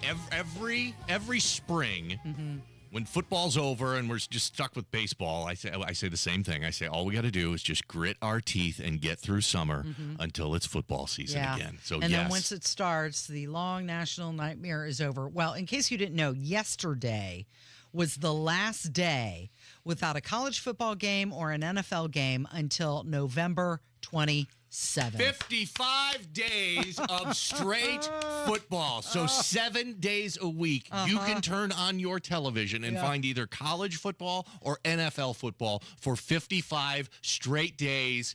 This is the absolute best time of year. I love it so much. What did I say last weekend? Before last weekend, it was going to rain all weekend because we got the remnants of the hurricane. I said, don't do anything. Yeah, you didn't want to make any plans. Don't go outside your house. Just stay home and watch college football and pro football all day long. And that's exactly what I did. And it was the best weekend of the year so far. And now I've got 55 straight days of nothing but college and pro football. That is the dude. It is the Kendall and Casey show on 93 WIBC. Jim Roberts in for Rob Kendall right now. So you said last weekend you wanted to have a fat kids weekend, just sit around and eat and watch football. Now, the part of the fat kids weekend where the eating has changed over the years because, well, we get a little bit longer in the tooth and we have to watch the waistline. So the junk food isn't as junky as it used to be, but the football is still going strong. Better than it's ever been. Better than it's ever been. It was 1:30 in the morning Saturday night, and I was watching the West Coast college football game, and it was spectacular. Because after that Alabama-Georgia game... Oh, how could you go to bed? I couldn't go to bed after the Alabama-Georgia game. It was the best college football game in the last 3 or 4 years. I was like, okay, is this it? Are we going to bed? And you're like, well, there's going to be another game on from the West Coast. Watch that UCLA game from the West Coast. Didn't start until like 10:30 that night. I was up until 1:30 in the morning watching that game. It was fantastic. 55 straight days. And so the streak of 55 straight days ends the day before Thanksgiving. Yeah. And then it starts again because Thanksgiving weekend is the greatest weekend for sports ever. And it runs. But you know what I've always said? People complain about college football and the bowl system. And my problem with the current bowl system is not enough bowl games. Give me every single Division I team should be playing in a bowl game and just stack them up the entire month of December. I love it, every aspect of it. I will watch Kent State play Marshall at 1 o'clock in the morning. Well, as long as it's not Notre Dame playing Marshall, because Notre Dame lost to Marshall last year. Man, it is tough being a Notre Dame fan these days. Isn't it? That's why. Notre Dame goes Notre Dame every single year. I don't know what you're expecting. Notre Dame goes Notre Dame, and that's why I have to be a fan of college and pro football in general to fill the gap so that Notre Dame keeps leaving for me. Yes. I was telling my boss, David Wood, yesterday, he was asking me what team I root for, and he said, you're a Notre Dame fan? I said, well, yeah, Notre Dame and Purdue, although we're no longer sending money there, but there's still that connection because that's where our daughter graduated from. And then I had mentioned Ohio State and then Alabama, and he was like, wait a minute, what? That doesn't make any sense. And I said, well, Ohio State, because I lived in Ohio till I was 16, and they literally kick you out of the state if you don't become an Ohio State fan. Required. And he asked about Alabama, and he said, well, that's really weird. And I said, well, no, when I lived in Lansing, Michigan, in fact, when you and I met, yes, Nick Saban was the head coach at Michigan State, and we loved him then and just followed him throughout his career. And then when he started just winning, killing it at Alabama, well, that's easy to root for. I'm a fan of the sport in general. That's why I love college football. I love pro football. I'm a big fan of Notre Dame. I'm a Bears are my pro football team, but I can watch any football anytime and be completely entertained. And yeah, hey, I'm excited for IU. I have no problem being a bandwagon fan. I've been to one IU football game in my entire life, and I think I might have been the only person in the stadium. It was completely empty, but I had a great time at the game, and now that IU's playing great, I'm completely interested in IU. I just love the sport and can watch anybody play. The only thing I remember about going to that IU game was the drinking that was happening. IU number one in tailgating. They know how to tailgate. The tailgating in Bloomington is spectacular. There were more people in the quad and on those grassy fields than there were in the stadium for the game, and it was a great day. It was a great day, that IU football game. Study Finds just put out a poll, and they said legendary tailgate parties are so good, 1 in 4 fans skip the game. But that makes sense. So you and I lived in South Bend for decades and went to a lot of Notre Dame football games. Yeah. But man, we went to a lot where we would just go hang out and see our friends and tailgate and then go home and watch the game. If you think about it, it's actually the best of both worlds. Right, because you can go and experience the tailgating and have the fun and the atmosphere. The energy. But then go home and sit on your couch and be warm. And that was the big thing. And the have snow your up own there. private bathroom. And yes, you get the wonderful, fantastic tailgating experience and the energy that comes with it. I mean, what parking lot would you rather be drinking a beer in at 9 a.m. than this one right here? Yeah, then what? By pole 16 in the Joyce parking lot. The University of Notre Dame. Yeah, a quarter of fans have attended a tailgate without even having tickets to the game. 22% have attended attended a tailgate where they had tickets to the game but stayed at the tailgate instead. So they had every intention of going to the game, but then just were having such a good time, they completely skipped out on the game.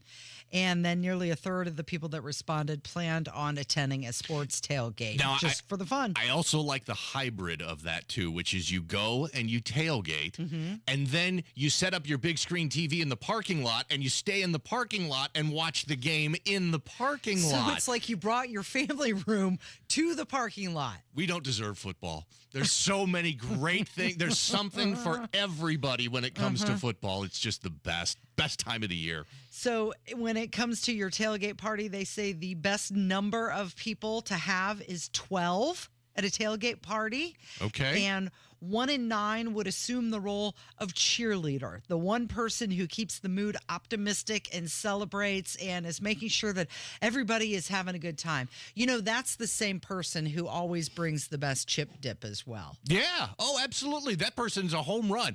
And you know what else I loved about tailgating at Notre Dame?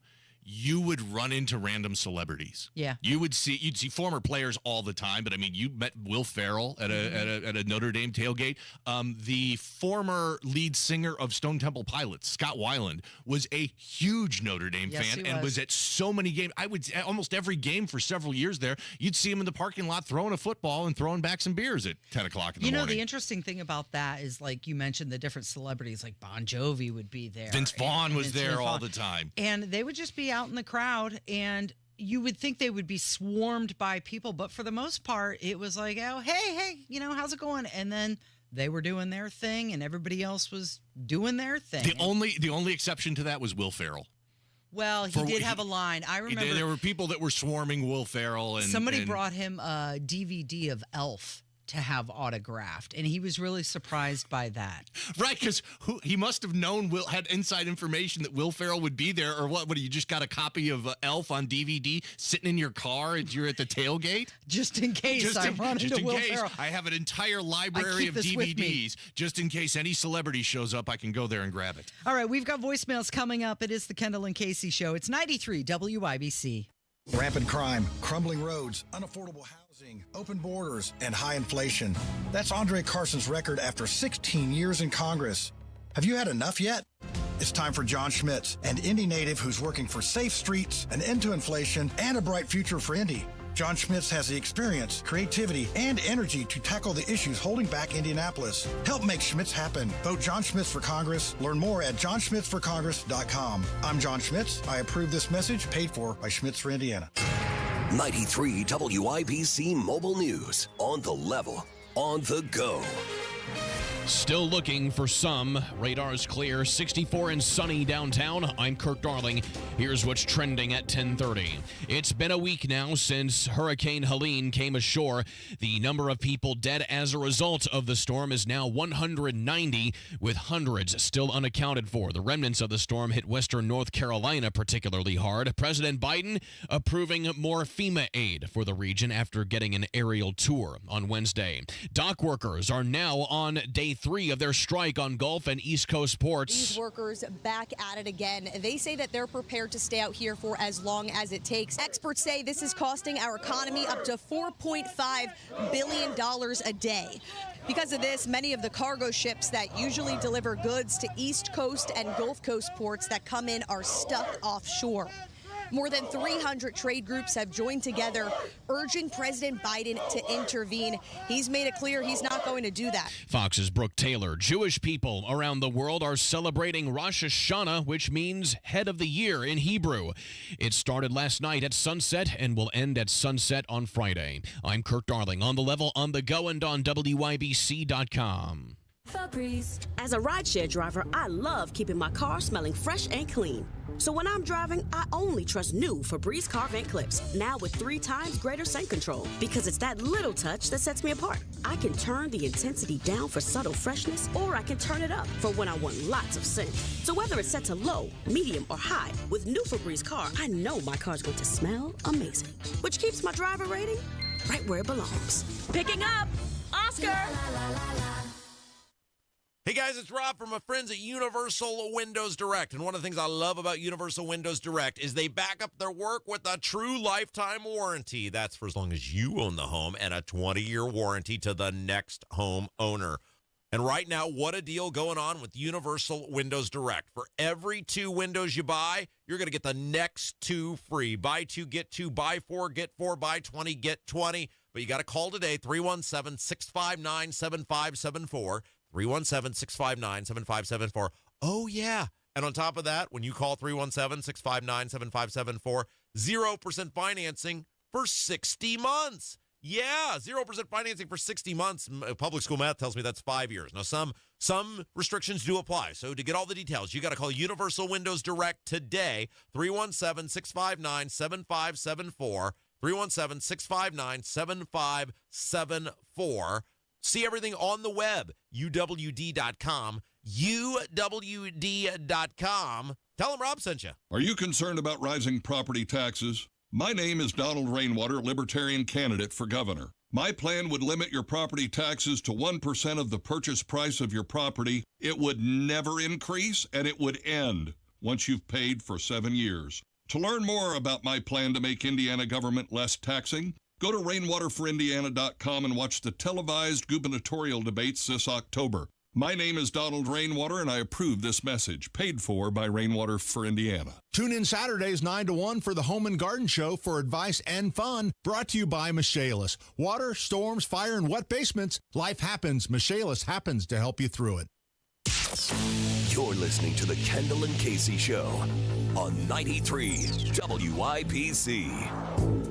It's time to hear from you. Kendall and Casey present Voicemail. Brought to you by QC Kinetics for non-surgical regenerative medicine treatment at 317-559-PAIN. It is time to hear from you at 317-684-8444. Your voicemails with the Kendall and Casey Show on 93 WIBC. It is Daniels and the Dude today. Rob Kendall filled in for Tony Katz, so a little bit musical chairs. And we start our first phone call. Somebody wants to comment about Tim Walz and how he misspoke. Hey, guys. I just wanted to let you know that I'm getting tired of the word misspeak or misspoke. And they claim to always call Trump a liar. But that's what that word really is. You're lying. You lied.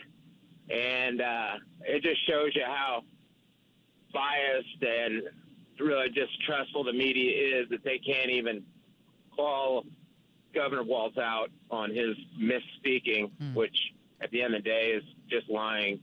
Yeah, so it's just a rebrand of the word, right? They're all liars. They're politicians. Yes, they're all liars. They're all going to misspeak and misspoke, and it's our job to call them out on it every single time. And in this specific instance, Walz was a big fat liar. He was not in Tiananmen Square when all that went down. No, he wasn't. And he likes to clarify his comments. You wouldn't need clarifying if you would just tell the truth from the get-go. It's such a stupid thing to lie on. Why are you lying about the fact that is easily misproven? We can sit here and go back and, check your flight information, and when you were there, you were a public official. It just seems like such a dumb thing to lie about, because we can easily find out the truth on it. And yeah, he's a big fat liar in this situation. We got to call him out on it. But he calls himself a knucklehead for it. Like, yeah, right. He's got this aw shucks Midwestern sort of small town, just a regular guy. That's supposedly the whiteout that goes over all of this mistake. I just misspoke. No. Once you can say, oh, okay, he just fumbled his words, or that's not what he meant, or he didn't hear the question properly.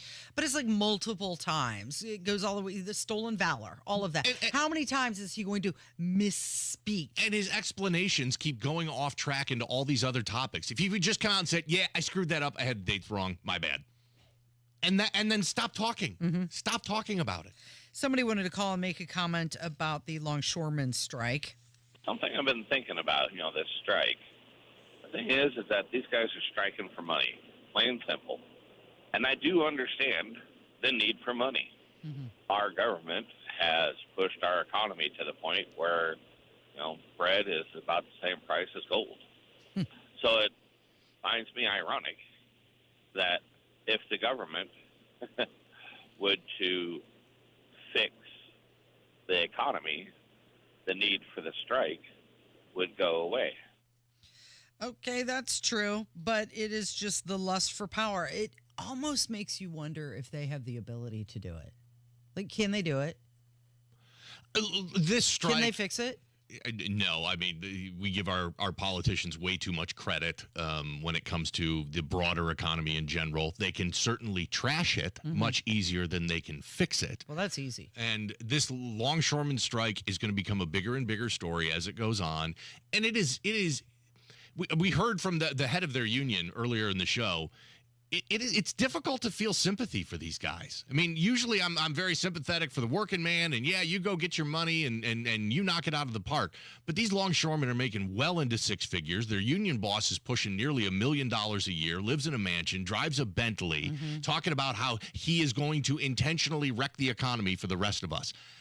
That is very difficult to be sympathetic to their cause right now. It seems very un-American. But here's the question, and we just heard on the news, Joe Biden saying he's not going to step in right now.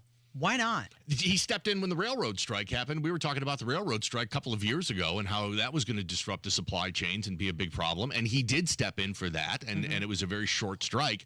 I don't know what his motive would be for not stepping in on this one. All of a sudden, he becomes a free market guy immediately. Joe Biden out of nowhere. Doesn't want to step in and as far as these union negotiations go, especially if it's going to be very difficult and damaging to the economy so close to the election, it doesn't make sense. And I just don't believe Biden. I think he's going to step in eventually. Or is Kamala Harris going to step in and tell you better thank a union member? Thank a union member for a government shutdown or a longshoreman shutdown. Port shutdown. Here's another phone call. This one about Tim Walz and something he was saying over and over again during the vice president debate.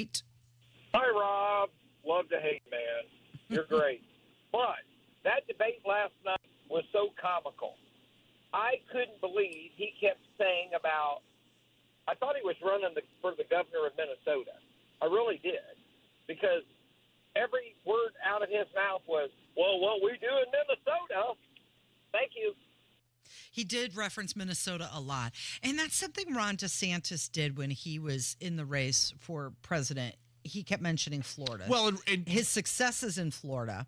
And I recall Rob and I saying, okay, it's great you're pointing out things that you're good at and proof. It's like proof of purchase, right? Yep. Proof of performance. And he mentioned Florida a lot. And we said, eventually he's got to stop pointing out Florida, because he wants to be president over the entire country. Now, Tim Walz is falling into that same trap where he just keeps referencing Minnesota. But I think that's by design and very intentional, because the reason why Walz is on the ticket is to balance Kamala, who is a coastal liberal elite. I mean, she's been, California was her base. She needed somebody in the heartland, in the Midwest, the aw shucks regular guy who's a teacher.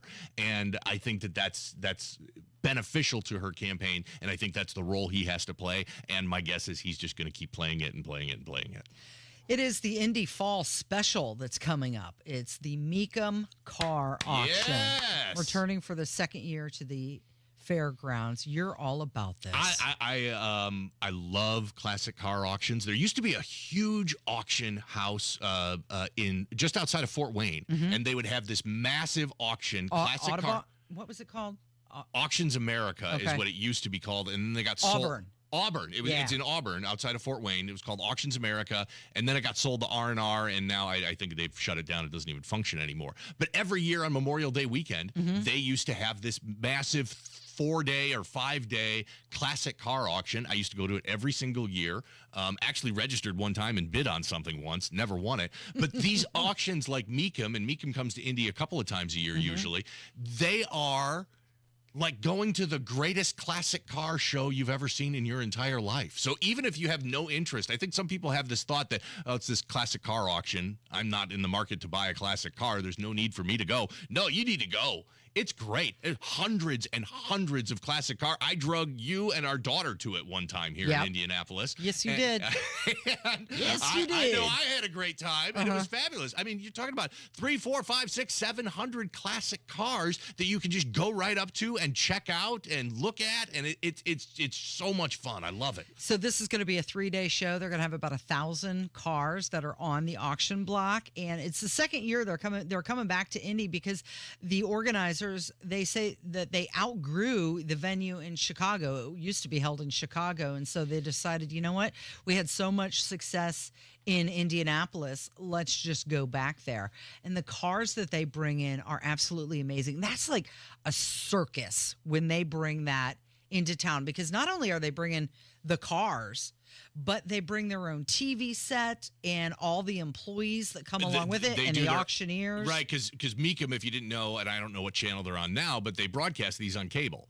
And I watch them there all the time, too, and they run their own production. So they bring a fleet of 18-wheelers that is their production crew. But it's so much fun, and what's great about Meekum and these other big classic car auctions is, the headline cars are amazing. You've got these multi-million-dollar, classic Mercedes Gull Wings and old Corvettes and that and everything you can imagine. But there's some actually very approachable and attainable cars there, too. You'll see a lot of cars that'll sell for $5,000 or $10,000 or $15,000. And so there's a very diverse option of things that you can see there, and they've got some modern cars that they'll auction off as well. It's just really a good time, and it's just so much fun to see these hundreds and hundreds of just amazing cars. Bidding starts at $100 for each car, and you can bid in person or over the phone or online, and tickets to the event start at $30.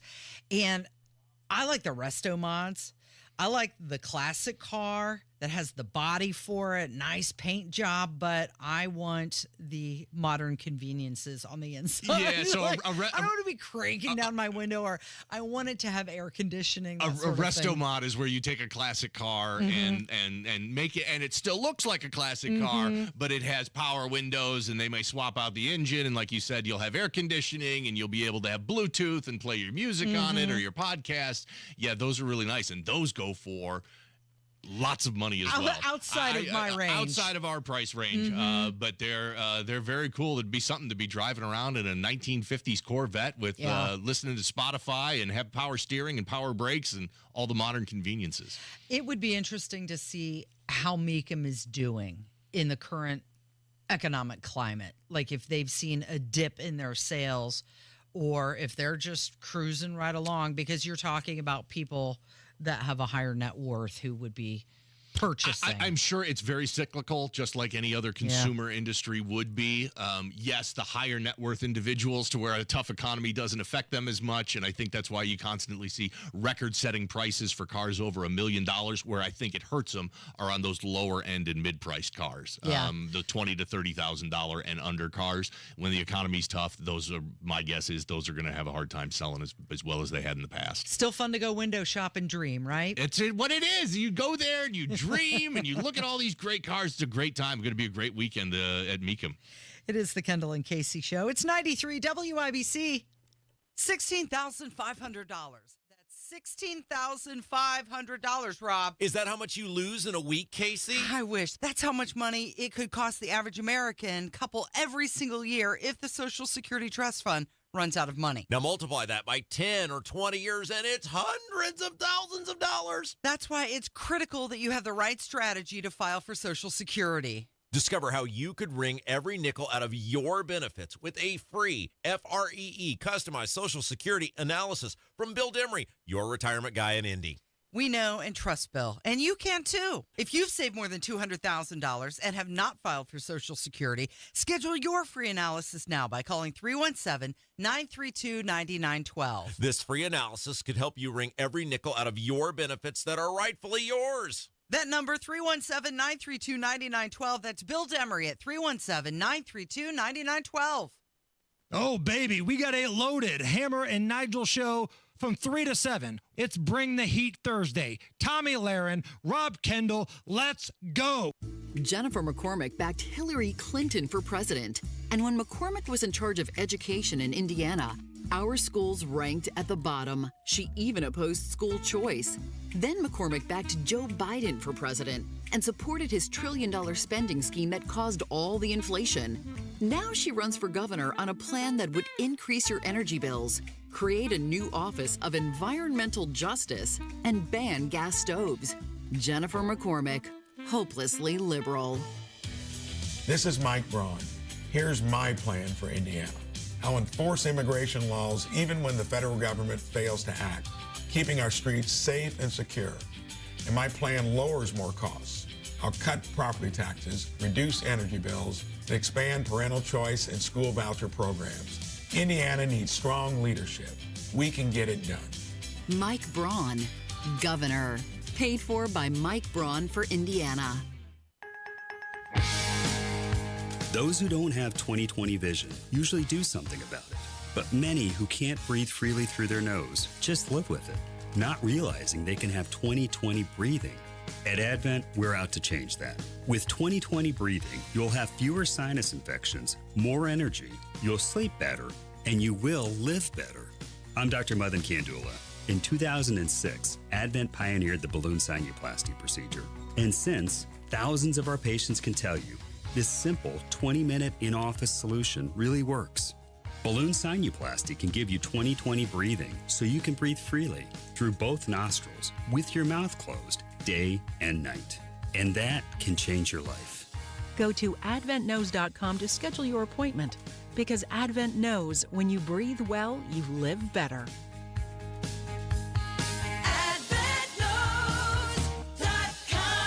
Results may vary. Do you owe $10,000 or more in credit card debt or personal loans? With credit card debt at all-time highs, Debt Relief Advocates is urgently notifying consumers of debt relief now being made available designed to aid consumers with out-of-control credit card debt. Those who qualify and enroll for this relief program will only have to pay back a fraction of what they owe. This is not bankruptcy or a debt consolidation loan. This is a relief program that credit card companies would rather you not know about, as it ends your debt nightmare and saves you lots of money. Consumers owing at least $10,000 in credit card debt or personal loans can now take advantage of this debt relief as the cost of living skyrockets. Debt Relief Advocates has established a relief hotline for you to call to learn what debt reduction you may qualify for, so don't wait. For this free information, call the Relief Hotline at 800-525-9369, 800-525-9369, 800-525-9369. Attention all Hoosiers, a historically important election is headed our way. The time to prepare for the election is now. Are you registered to vote? Do you have a plan to vote? The Indiana Secretary of State's office wants to remind you, registering to vote or updating your registration is fast, easy, and can be done online at indianavoters.com. You must be registered 30 days before Election Day, so get registered and get out to vote. This message is sponsored by the Indiana Secretary of State's office. Do you owe the IRS $10,000 or more in back taxes? Are you being audited or investigated? Has the IRS sent you a letter demanding payment? You may not owe what they claim. Make this free call to the tax doctor now. Let them negotiate with the IRS on your behalf. Call 800-631-9123, 800-631-9123. That's 800-631-9123. I love my Window Nation windows. They look great on my house. Window Nation's 96% customer satisfaction rating, the highest in their industry. And Window Nation's energy-efficient windows can save you up to 40% on your energy bill. I know because I'm a customer and I've seen it. Buy 2 windows, get 2 windows for free, plus pay nothing, no interest for 2 years. 866-90-NATION or go to windownation.com. Join WIBC this Saturday for the Home and Garden Show live from Allisonville Home and Garden by Sullivan at 114th and Allisonville Road from 9 to 1. Celebrate fall and book a ride on the Sullivan Express train to Pumpkintown with Allisonville Home and Garden by Sullivan and 93 WIBC. There he is from the #1 rated Hammer and Nigel program, Jason Hammer in the studio. Did you go hard yesterday on your birthday? No. Like, our family, and I've talked about this before, we are when it's convenient people. Yeah. Like, my birthday fell on, what was yesterday, a Wednesday? Mm-hmm. So I got to take my kid to school the next morning. Yep. You know, I've got that governor's debate to record and watch, and I've got gambling to do. So we just decided we're going to do something this weekend. I kind of thought maybe the coupon lady was mixing up a nice cocktail for you in the bar. No, you think you got to understand, Casey, is I drink so much at work that sometimes when I come home, I need to take a little break. You need to dry out. Hydrate. Gotta hydrate. Water only at home. Joking. But no, it was nice. A lot of text messages, a lot of people, wishing me well. Turned 47 yesterday. Yeah. And the highlight for me was when our AI friends from the Hammer and Nigel show put together a little something for me. See if you can tell who's who here. Okay. You fat sack of crap. I would never share a Big Mac or a Diet Coke with you. I'm not an overly healthy man, but next to you, I look like a damn fitness model. You are a total loser. Vote Trump 2024. Hey there, Bobby. Happy, happy St. Patrick's Day. Have a wonderful and happy birthday. I remember when my friend Willie Brown had a birthday. The gift I gave him was I put his... I think the kids call it Hawktua. Anyway, have a very special birthday that is unburdened by what has been. Well, look who has a birthday. Try not to choke on the 14 pieces of cake I'm sure you will eat, you fat bastard. Oh, do everyone a favor. And, walk your fat ass into oncoming traffic. You'll either get hit by a car or get some actual exercise by walking. Either way, humanity wins, you degenerate pig. Hey, fatty. Truth be told, I actually hope you have a terrible birthday. Congrats on being the only guy I know that is even more creepy than Greg Doyle. Here's a riddle for your audience. What do Jason Hammer's gambling picks and Angel Reese shooting layups both have in common? The answer, they both miss all of the time. Anyway, have a great birthday, or don't. I really don't care. AI Caitlin, out.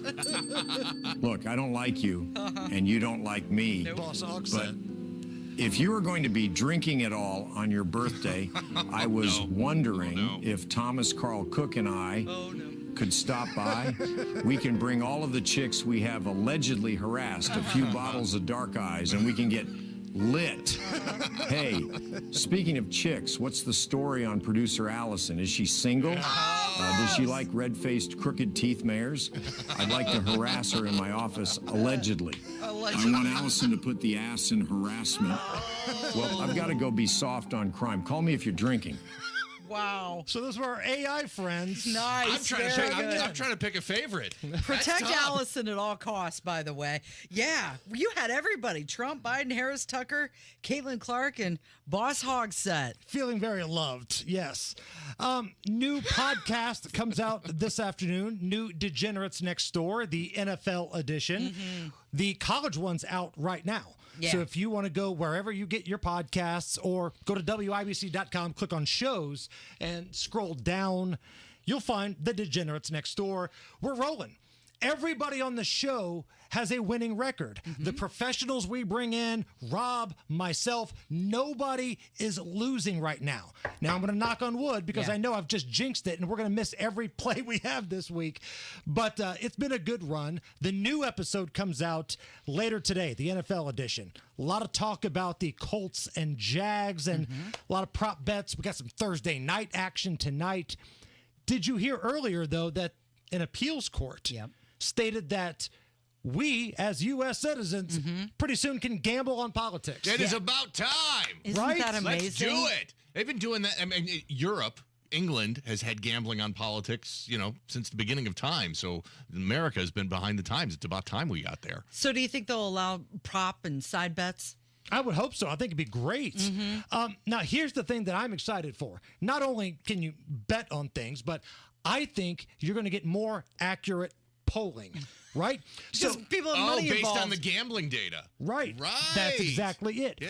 Who would you rather listen to? The New York Times with their selected group of people that are going to say the Republican sucks. Yeah. And it works both ways, the Fox poll or whatever, or the gambling bookmakers. Yeah. Because I got news for you. They don't care if you're red or blue. It's all about green. They care about money. I think you're going to get more accurate polling by the odds makers than you would anywhere else. Wouldn't that be something that all of a sudden the courts say you can start gambling on American politics, and now the polling becomes more accurate than polling? That'd be incredible to see. And you will see super PACs become incredibly wealthy. So let's say you're a guy like Mattress Mac, this guy in Houston that bets all these millions of dollars on a game. Let's say you and a buddy get together and you got $10 million on Trump. Well, if you got that kind of money to possibly lose, you're probably donating the max to Trump to get those ads out there. Right. You're donating to the super PACs that, wink, wink, aren't officially affiliated with the candidates.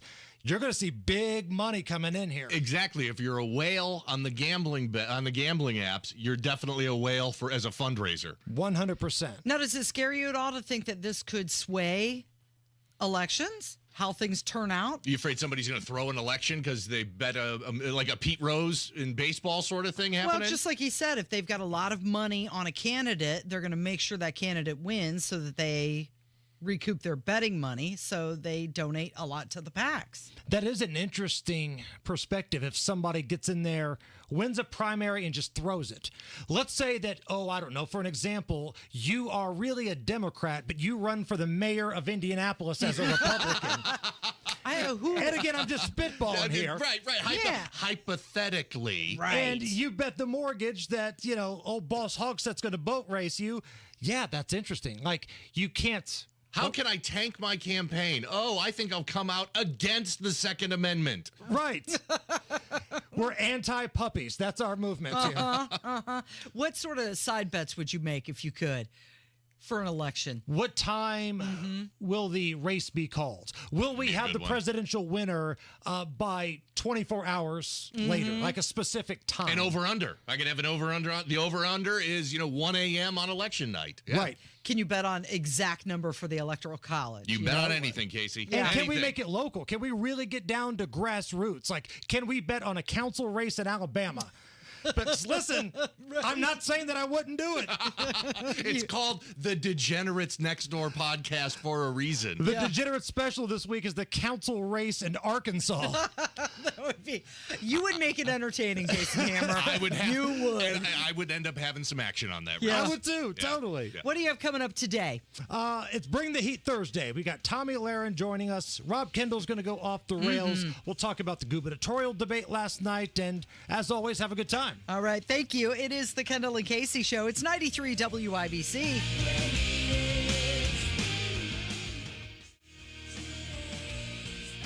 Febreze. As a rideshare driver, I love keeping my car smelling fresh and clean. So when I'm driving, I only trust new Febreze car vent clips, now with 3 times greater scent control, because it's that little touch that sets me apart. I can turn the intensity down for subtle freshness, or I can turn it up for when I want lots of scent. So whether it's set to low, medium, or high, with new Febreze car, I know my car's going to smell amazing, which keeps my driver rating right where it belongs. Picking up Oscar! Go now to bwindow.com and receive $400 off per window and $250 off any patio or entry door, plus 2.99% financing. Coming up in 2 minutes, minimum wage was a topic discussed at last night's debate. Plus, Ryan Hedrick reports on what Indiana cities are topping unemployment charts and why 2 Westfield teenagers are in the hospital. That and more coming up. From the Technology Recyclers studios after Fox News Radio at the top of the hour, you're listening to 93 WIBC, WIBC HD1 Indianapolis. It's 11 o'clock. Israel urges more residents to evacuate in Lebanon. I'm Dave Anthony, Fox News, as they keep up the airstrikes. Our war is not with the Lebanese civilians. Our war is with the Hezbollah. That's what an Israeli soldier tells Fox's Trey Yingst, who was embedded with their troops inside a tunnel in Lebanon. Since the 7th of October, they've been firing almost 10,000 rockets at Israeli civilians. Unlike them, we do not target civilians. We target terrorist infrastructures. An estimated 1 million Lebanese civilians are displaced from their homes. And as Israeli strikes against Hezbollah tick up, so does the death toll among the civilian population. The last thing I expected is that our building will be struck, because our building has nothing. It's all civilians inside. This man says at the funeral of his wife and daughter. As for Israel's retaliation against Iran's missile attack Tuesday, President Biden told reporters this morning it won't happen today, And he reports progress on talks trying to free Hamas's hostages in Gaza. I'll tell them before I tell you. He spoke before going to Florida, then Georgia, to assess more hurricane devastation the day after touring North Carolina, where this couple tells Fox. I've never seen anything like this before in my life. We've tried to find our friends. We can't. We don't know if they're dead or alive. Hundreds of people remain unaccounted for. 191 confirmed dead in 6 states. 10-foot flood hit this area, and everything is pretty much covered with mud, and chunks of the roads on streets here are gone. That's Fox's Steve Harrigan in Swannanoa, North Carolina, outside Asheville. Now, the White House has sent 1,000 active duty soldiers to the area to help with food and water distribution. But when you talk to people here on the ground, they're not getting much help. What they say is the only real help they're getting is neighbor helping neighbor. And there are still about 1 million power outages, Florida to Virginia. America's listening to Fox News. 93 WIBC Mobile News. On the level, on the go.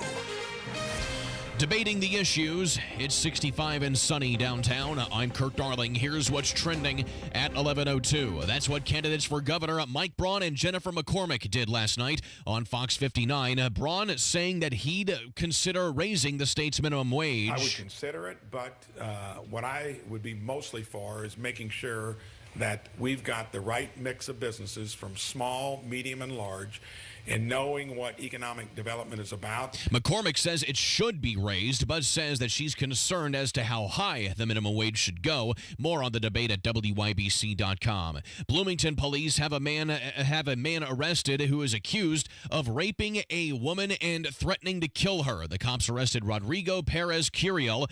He's been charged with rape, escape, and resisting law enforcement.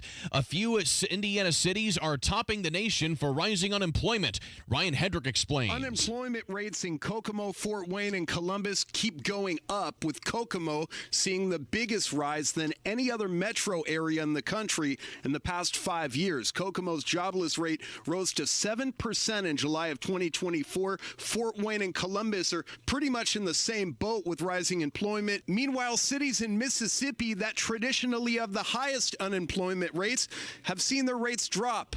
Ryan Hedrick, 93 WIBC Mobile News. 2 middle schoolers in Westfield are in the hospital after they both took meth. Both of them 13 years old. They told a teacher that they got the meth from one of the children of Brooke and Freddie Garcia. Now both of those parents have been arrested after police found their home in foul condition. Jason Simmons is the man in charge now of the Purdue offense, and he was named the offensive coordinator on an interim basis this week by head coach Ryan Walters. Having the opportunity to lead people, whether it's the head coach at the high school level or leading my own room at the college level a year ago, you got to take from those experiences what gets presented to you. Simmons, a former high school head coach at Ben Davis. The Boilers are taking on Wisconsin in Madison on Saturday. I'm Kirk Darling, on the level, on the go, and on WIBC.com. You're listening to Rob Kendall. When we talk about sending money somewhere, we're talking about printing the money because we have no money. And Casey Daniels. My government would never lie to me, would they? On 93 WIBC. Good morning. It is Thursday, October 3rd. It is 4 minutes after 11. This is the Kendall and Casey Show. It's 93 WIBC. Rob Kendall filled in for Tony Katz this morning. So in the studio with me right now is Jim Roberts. The dude is here. Thanks for doing that. That's always so convenient when you can just nudge your husband at night and say, hey, you want to come to work with me tomorrow? Yeah, let's do it. And I love doing it, too. So we're playing the switcheroo this morning with Rob filling in for Katz and me filling in for Rob. Yeah, well, it was nice that Rob could do that for Tony so that he could celebrate Rosh Hashanah and be with his family. Yeah. And let's talk about Joe Biden. Joe Biden going down to North Carolina. By the way, before we get into this, I did want to mention that earlier this morning, Rob interviewed and talked with Senator Mike Braun, and we're going to have a replay of that interview coming up in just a few minutes in case you missed it, just in case you weren't up early enough to hear it. We still have a taste, a morsel, a whisper of Rob Kendall in the show. Thank goodness. Okay? Yeah. Yes. But Joe Biden, he traveled down to North Carolina and he was surveying the areas, and what he said what he saw was heartbreaking, and what we're witnessing is neighbors helping neighbors, volunteers and workers standing side by side, and people leaning on each other. That's America. Okay, well, thankfully, those people down there in North Carolina and Tennessee are helping one another, because there have been multiple reports now coming out that people are having a hard time finding anyone from FEMA. There's being reports that helicopter search and rescue volunteers are being turned away. And now there's also reports that people are saying, they're being stopped from bringing food and water into these people. The lesson to learn, and what those people in those mountain areas are going through right now is absolutely awful and heartbreaking. And everybody in Florida and Georgia and North Carolina and Tennessee, it's heartbreaking to see the video that we've seen of all of it. And the takeaway for everyone in this is the federal government is not going to rescue you. They will not rescue you, so you better rely on yourself, your family, and your own community in tragedies like this. Yeah, you got to have a plan. You got to have a plan. You got to have a disaster plan in place, whatever that is, because you cannot rely on the federal government to come in there and rescue you. And here's another example of it where they're just not. He did announce that he approved the deployment of 1,000 active duty soldiers to go down there. He said these soldiers are going to speed up the delivery of life-saving supplies of food, water, and medicine. The medicine part is very scary to me, because you know that there are people down there that need insulin, for example, to keep them alive and keep them going. But Kamala Harris, she went to Georgia, and she announced that FEMA is going to be providing federal relief in the form of $750 to those who were affected by Hurricane Helene. $750. That's so generous. The COVID checks were larger than that. Yeah. And these people are going through. I mean, they lost everything. They lost everything. Yeah. And what's the big problem with some of these cities are there's so many inland rivers that all the bridges got washed out. There's a lot of communities that are completely inaccessible. Isolated. Their only way you're going to get there is by helicopter or by boat. And that's going to be a long-term challenge to keep bringing them supplies because those bridges aren't going to get rebuilt overnight. It is very discouraging. Keep in mind, there are many of these people who lost everything. And just for reference, well, the United States has sent billions of dollars to Ukraine, tens of billions of dollars to Taiwan. And what do we get? $700 for the people in Hawaii, $750 now for these Hurricane Helene victims. And in Ohio, after the train derailment, they got $1,600. And we've got all these high gas prices, the high mortgages, the unsecured border. You've got the ports shutting down now. And Kamala Harris went down there and said, here's $750 for your essentials. That would last you a week. Yeah, that's not going to do anything. You've lost. These people are starting over. They've got nothing. They're starting over from scratch. And then there were reports that Mayorkas came out and said the federal government has run out of money for FEMA. We can't fund anything FEMA's else. out of money That's because disgusting. They've been spending all the money on building immigrant housing. Right. And that's it exactly. And that's where it came from. And I'm not speculating on that. That's what the reports are saying right now. It is disheartening in every single aspect. You do feel powerless to help these people because as Americans, we want to help all of them.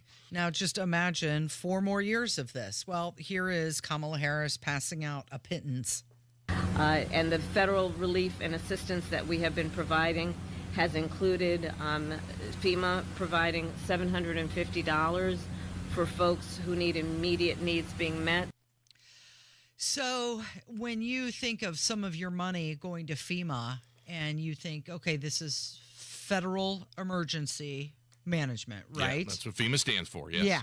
And you're thinking hurricane or tornado. Earthquakes, natural disasters. Right. That should be the number one priority. That's what it's there for. Right. And then when you find out that, no, it's going to house illegals, it'll make you mad. Yeah, no, it should make you mad because like you said, we had the wildfires in Hawaii. Those people got about $700. You've got these awful natural disasters from the hurricane, and they're being offered $750, and the federal government is basically saying we don't have any more money. Yeah. We don't have any. We've got money for everybody else. But we you. don't, but you. But you.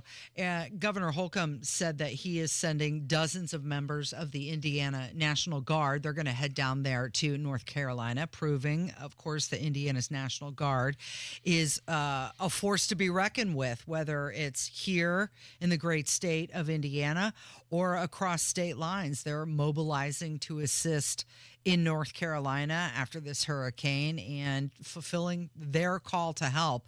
And that is also a reminder of Indiana's growing role in a national crisis. So, we just want to... We sent National Guard members down to the border during when it was at its worst point there. And that's where, this goes back to what I talked about earlier. You cannot rely on the federal government to help you. They are not going to be there to help you. So we've got to look toward our communities, our states. And the good thing, what you're seeing, and you always see this with linemen coming in from states all over, the people that rebuild the infrastructure, helping out and coming in. You see that in a natural disaster. We're seeing this here. We're seeing, Governor Ron DeSantis, had some people from Florida go up to help because Florida ended up not taking it as bad as what they thought. And they still did, though. I mean, everything that happened in Florida is being overshadowed, as it should, by what happened in North Carolina. But there's parts of Florida that are still a mess. They've got 6-7 foot sand drifts that look like snow. We saw those videos of neighborhoods that looked like they had been plowed with snow, and it was sand, just feet and feet of sand. And you saw the ridges along the side of the road, and the middle of the road cleared out. It looked like, Indiana in January. And now they're saying it will be years before everything is recovered from this one hurricane. Second deadliest hurricane in U.S. history. It's going to cost billions upon billions of dollars. But with the Indiana National Guard going down there, it's not just about aid. It also shows that Indiana is prepared to help out, and we appreciate them and, of course, honor their service. Certainly. Joe Biden saying that you can't deny the impact of the climate crisis anymore. And if you do, you're something that he has a little experience in. Let me close with this. Nobody can deny the impact of climate crisis anymore. At least I hope they don't. They must be brain dead if they do. Scientists report that with warming oceans powering more intense rains, storms like Helene are getting stronger and stronger. Not going to get less. They're going to get stronger. Today in North Carolina, I saw the impacts of that fury. So he's talking about you have to be brain dead to deny that this is a climate crisis, something that he's got a little experience in. Joe Biden, a brain dead expert. He's an expert on that. At being brain dead. Yeah. But of course, he's just pushing that narrative, and it's a little inappropriate when people are suffering, and he shows up nearly a week after it happened. And when it did happen, where was he? Look, this is what sitting on a beach. This is what politicians do, and was famously leaked audio of former White House chief of staff Rahm Emanuel that said you never let a crisis go to waste. And he was a Democrat, and man, if Biden isn't following that game plan, every time there's a mass shooting, immediately the conversation turns to gun control laws. Every time there's a natural disaster like a hurricane, it's got to be climate change, so we've got to push that narrative. Whatever the disaster is, you can bet there's going to be a politician standing up right there in front trying to leverage it for their own political benefit. Did you see the video, though, when he was talking, when he made that speech? He was having a hard time getting in his chair. I did see that, yeah. And it's, this is the guy. He's the commander in chief. He's still the president. I feel like every time we talk about him, we need to have a duck quacking or something because he's such a lame duck at this. Quack, quack. Joe Biden, quack, quack. Yeah, exactly. But he sat on the beach when this was happening. His vice president was out in California at a fundraiser. Where was Donald Trump? He was there within 48 hours. It's almost like they didn't realize, like the weekend, like they took the weekend off. Everybody knew it was coming. This happened on Friday, and it was almost like your typical, they were just going into the office. Kamala walks into the office. Hey, Joe, how you doing? How was your weekend? She's taking her jacket off. So what happened over the weekend? Oh, there was a terrible hurricane. Oh, really? Wow. Okay. Well, better dig into that. Of course, there's got to be a disaster. It's Monday, isn't it? Ha, ha, ha, ha. Typical office stuff. That's exactly what it feels like. They took the weekend off and walked into their office on Monday morning and thought, oh, geez, I guess we better do something about this. Okay. And now here it is a full week later before we're starting to see any sort of movement from the federal government, and certainly any from Biden and Harris themselves. Did you see Harris was wearing a new jacket? Of course. Wait. Was it Prada? No. Did the mainstream media ask, what are you wearing? Kamala, it's great to see you. Who are you wearing? She's like, this is my new crisis jacket. I'm here for a photo op. Look at me. Okay, Rob Kendall and Mike Braun. That interview is coming up next. It is the Kendall and Casey Show on 93 WIBC.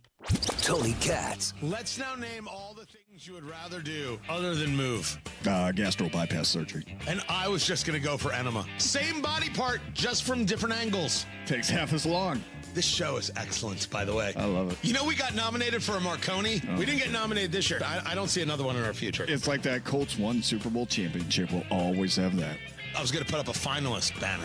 Tony Katz, mornings 6 to 9 on 93 WIBC and WIBC.com. Hey guys, it's Rob for my friends and family at Life Church. Man, we love Life Church. They've had such an awesome impact on my life, on my family's life. And this Sunday, if you're looking for a new church home or even a first church home, check out my friends at Life Church. Man, they're warm, they're welcoming. They'd love the opportunity to meet and welcome you and your family. And many WIBC listeners have found a home at Life Church over the years. They make it easy for you. Campuses all across central Indiana, Noblesville, Fishers, Eagle Creek, and Pendleton. Awesome online services. Learn more about it all, lifechurchin.com. One night, one stage, Billy Joel and Sting. Saturday, February 8th. Lucas Oil Stadium in Indianapolis.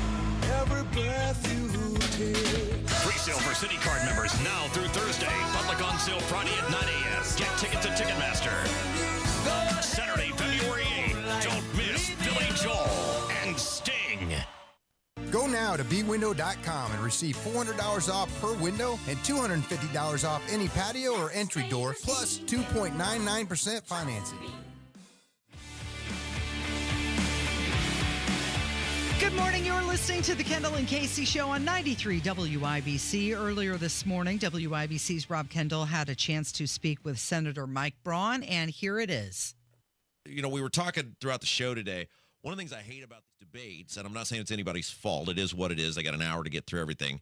They only give you a minute to answer these questions. And it's like some of these topics, how do you even begin to answer them in 1 minute? And one of the questions you got hit with kind of out of the gate was about inflation, about your economic agenda, making life and buying power better for the people in the state of Indiana. And so I said, let's have you come in. Let's talk about that. I also want to talk about the universal school choice thing, which I think is super important. So you have a plan, which you say, hey, we're going to tackle inflation and increase the buying power for people in the state of Indiana.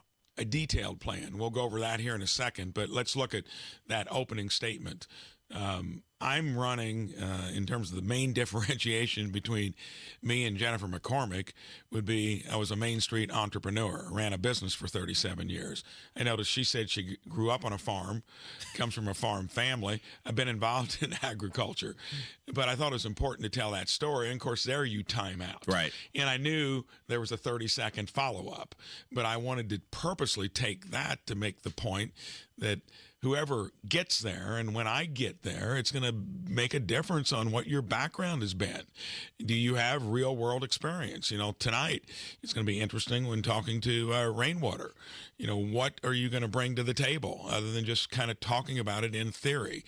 So if you wanted to detail that, I've been putting these out about every 2 to 3 days.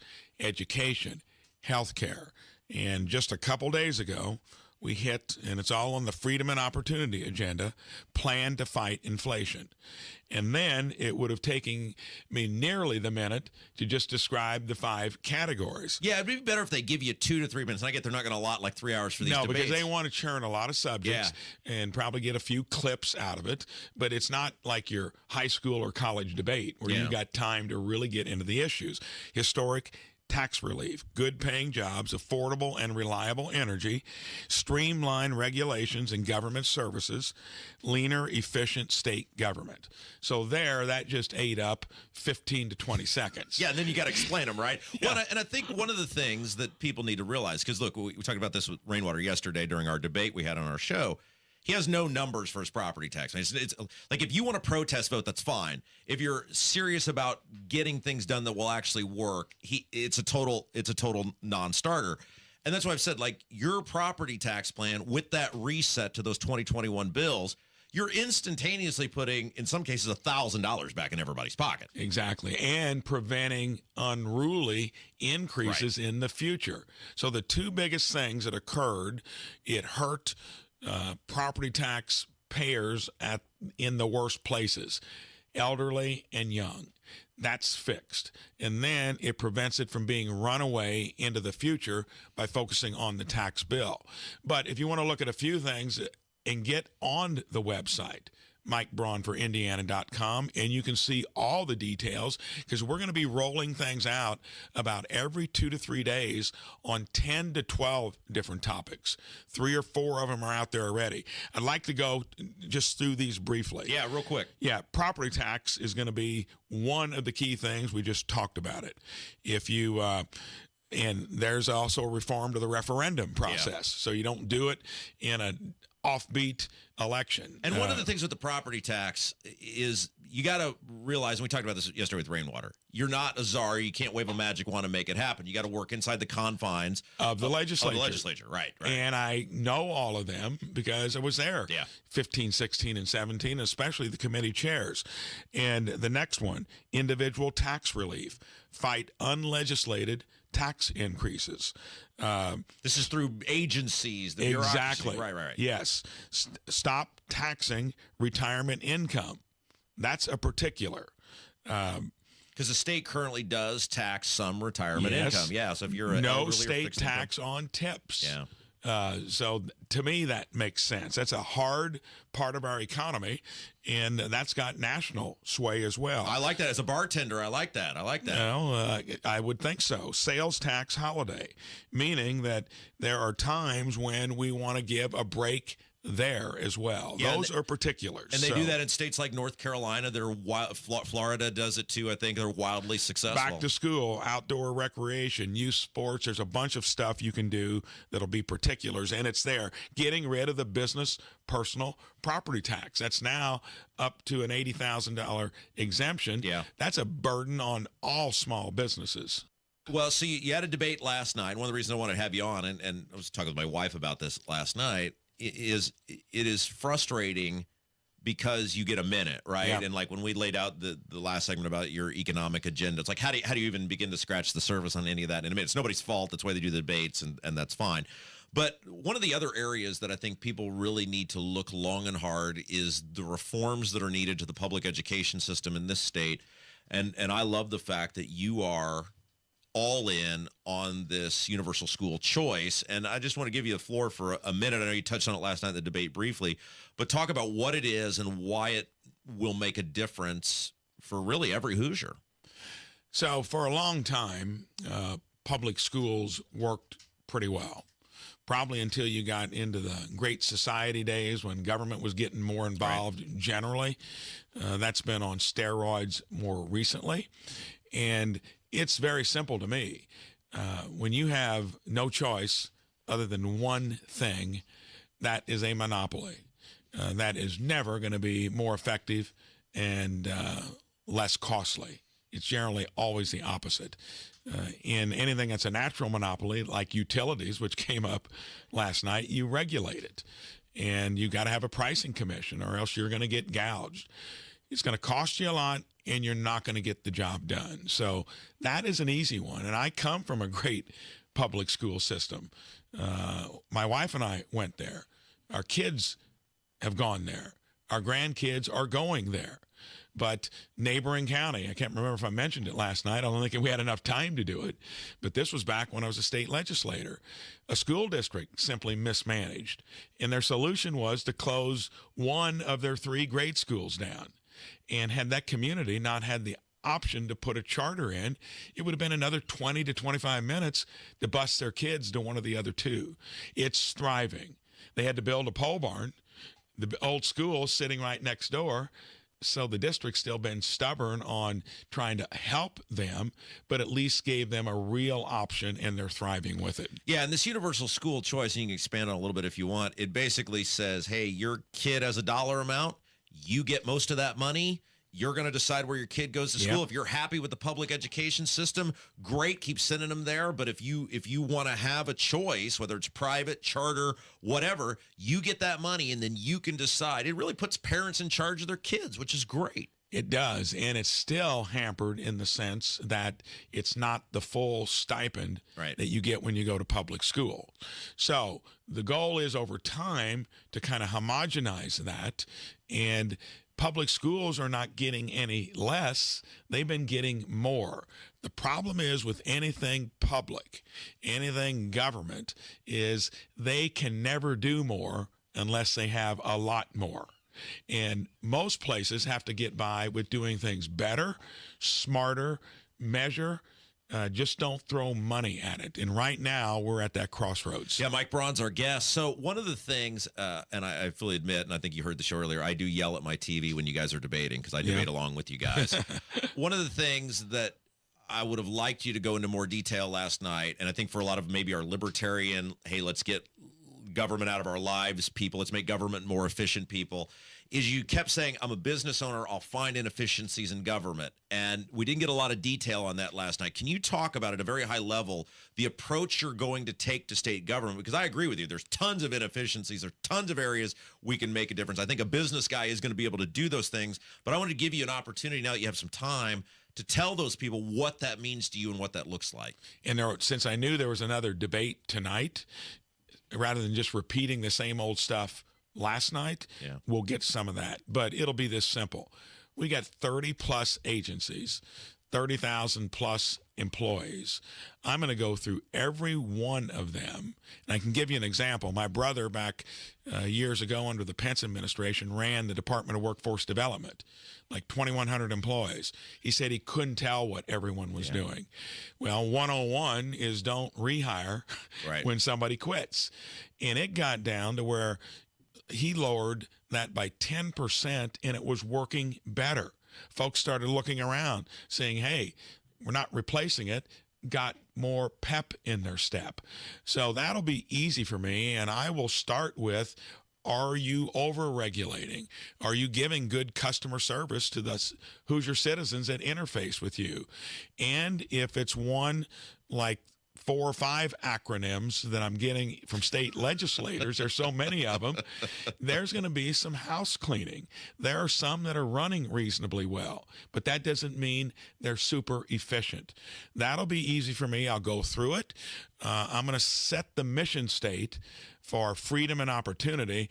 I won't lose sight of those details, and I'm going to have first lieutenants working for me that are going to get their hands dirty on making sure that this government is working efficiently. That's how we finance tax decreases, is by running the government more efficiently. And Rob, I did that for 37 years and got real good at it because my office was literally in a used mobile home for those 17 years.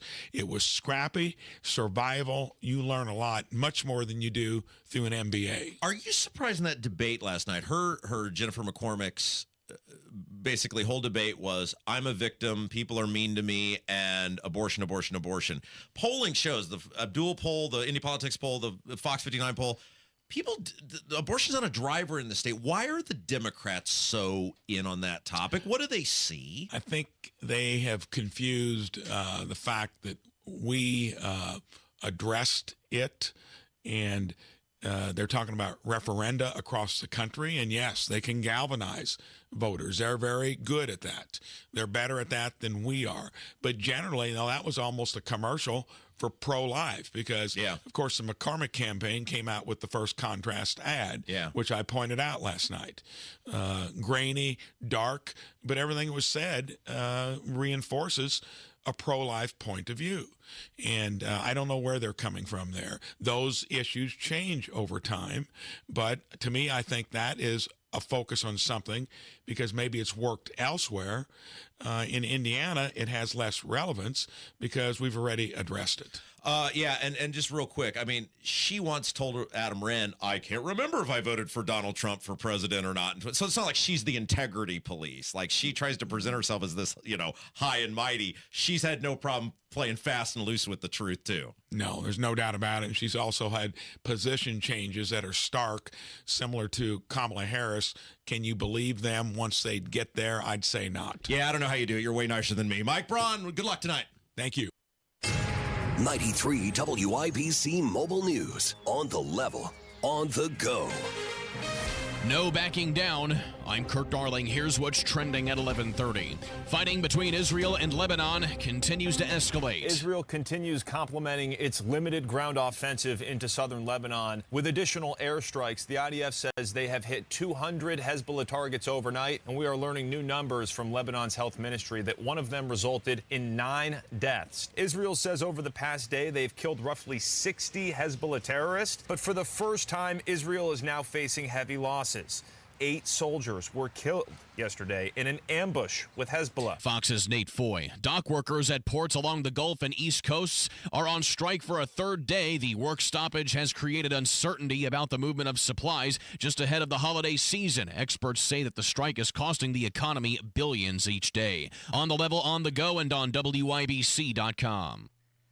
As a female gun owner, finding the right store can make all the difference. At Premier Arms, they understand that your journey to self-protection is personal and empowering. So whether you're a seasoned shooter or you're just starting out, they're there to guide you with respect and understanding. And you can trust them to take care of you without making you feel foolish or uninformed. I do. Hey, it's Casey Daniels. Consider Premier Arms. They're in Brownsburg. You can also find them online at premierarms.com. Their number, 317-858-3030. Hoosiers need a fighter to protect our jobs and our values. I'm Todd Rokita, your Attorney General. I fight for you, and together we win. Suing Biden because he's opened the border to illegals who are killing us, harming our kids, and driving up our taxes. Stopping federal bureaucrats who kill jobs and jack up our electricity prices with their failed Green New Deal that does nothing for our air and water. Keeping criminals behind bars where they belong. Recovering millions of dollars from welfare theft, fraud, and from opioid drug manufacturers, all to protect your health and your tax dollars. Creating the Parents' Bill of Rights so you can protect our kids from those trying to corrupt them while you're at work. Successfully keeping boys from competing in girls' sports and defending, of course, our pro-life values. And the Gun Owners' Bill of Rights so you can defend yourself and your family. I'm Todd Rokita, and with your vote this November, we'll keep fighting and winning together. Paid for by the Todd Rokita Election Committee. Moments like making my kids my famous meatballs mean a lot to me. But after being diagnosed with metastatic breast cancer, or MBC, which is breast cancer that has spread to other parts of the body, they mean even more. I take Ibrance, palbociclib. Ibrance 125 milligram tablets with an aromatase inhibitor is for adults with HR-positive, HER2-negative MBC as the first hormonal-based therapy. Ask your doctor about Ibrance and visit Ibrance.com. Ibrance may cause low white blood cell counts that may lead to serious infections. Ibrance may cause severe inflammation of the lungs. Both of these can lead to death. Tell your doctor right away if you have new or worsening symptoms, including trouble breathing, shortness of breath, cough, or chest pain. Before taking Ibrance, tell your doctor if you have fever, chills, or other signs of infection, liver or kidney problems, are or plan to become pregnant, or are breastfeeding. Common side effects include low red blood cell and low platelet counts, infections, tiredness, nausea, sore mouth, abnormalities in liver blood tests, diarrhea, hair thinning or loss, vomiting, rash, and loss of appetite. Research shows smoking costs Indiana businesses $3.1 billion every year. It also shows that an extra $2 per pack tax on cigarettes would drastically reduce smoking, which could save lives, create jobs, and infuse the state of Indiana with hundreds of millions of dollars annually. Read the reports from the Richard M. Fairbanks Foundation at thepriceofsmoking.org and see for yourself how an extra $2 per pack tax on cigarettes can have a positive impact on Hoosiers.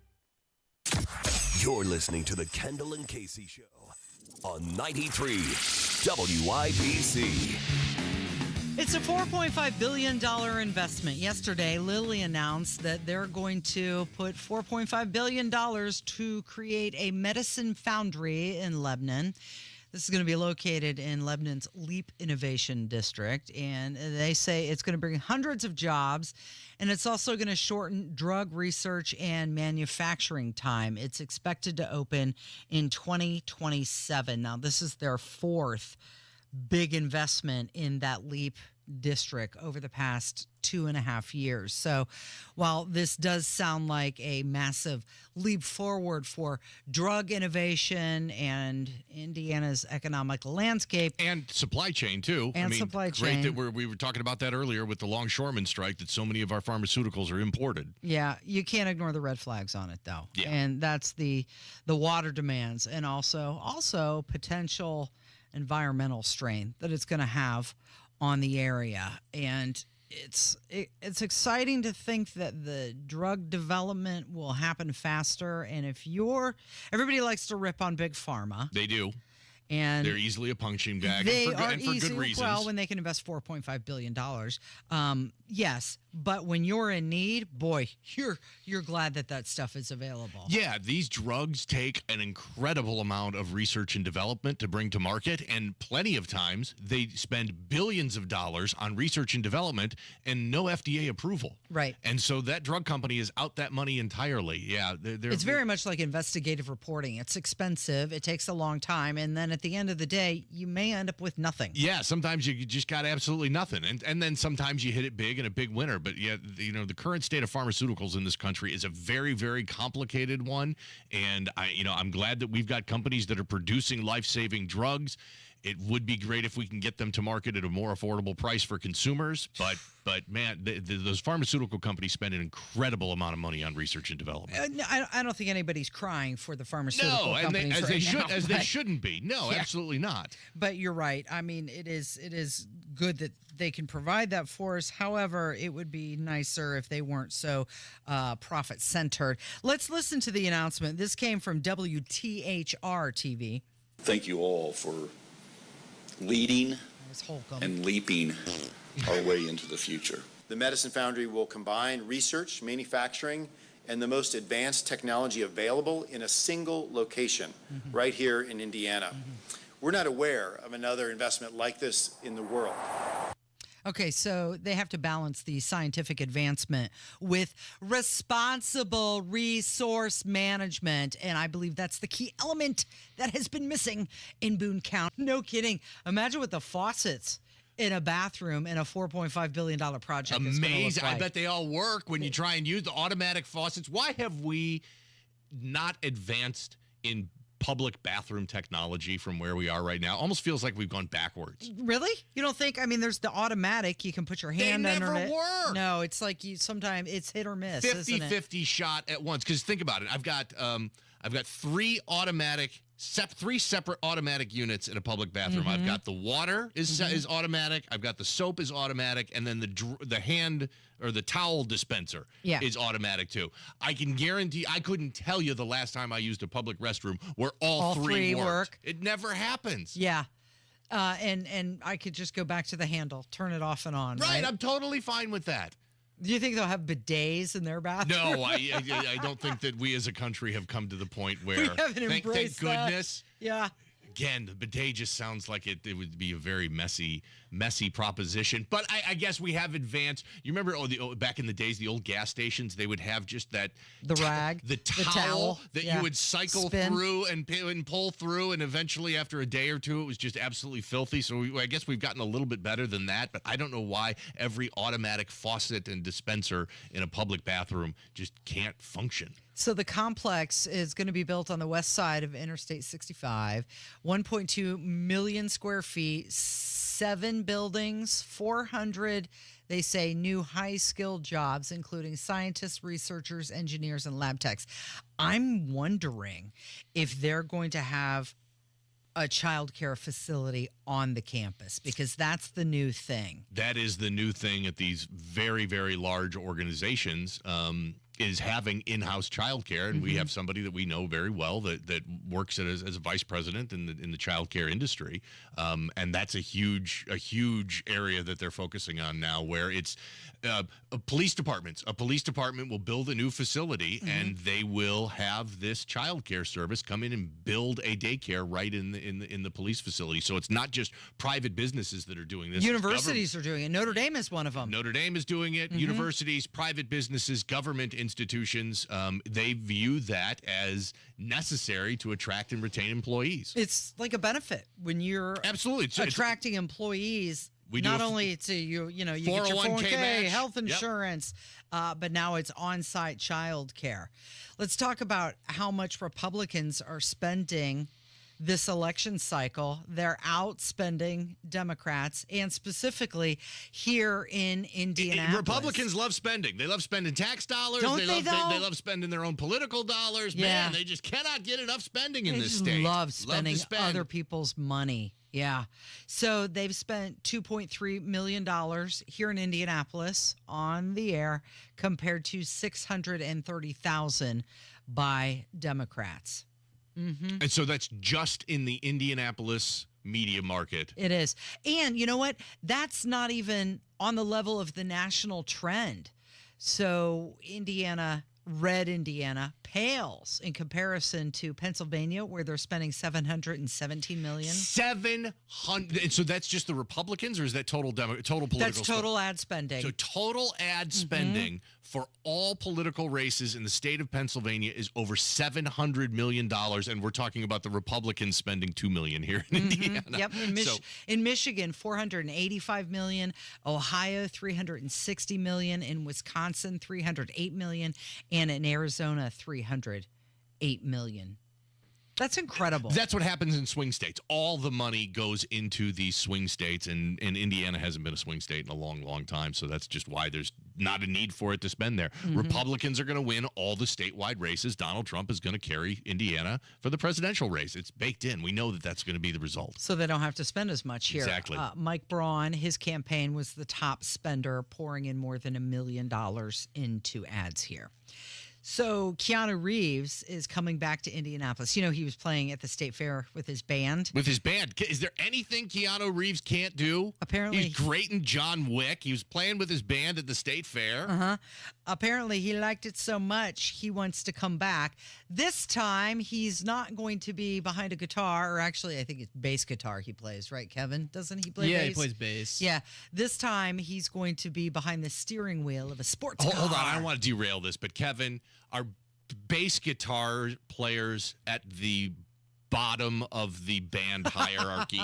Like bass is I at think the the bottom. tambourine player. Well, would but be- how many bands have a tambourine? But when you talk about your band, you got your vocals, you got your lead guitar, you got your drums, you got your bass. Bass is at the bottom, isn't it?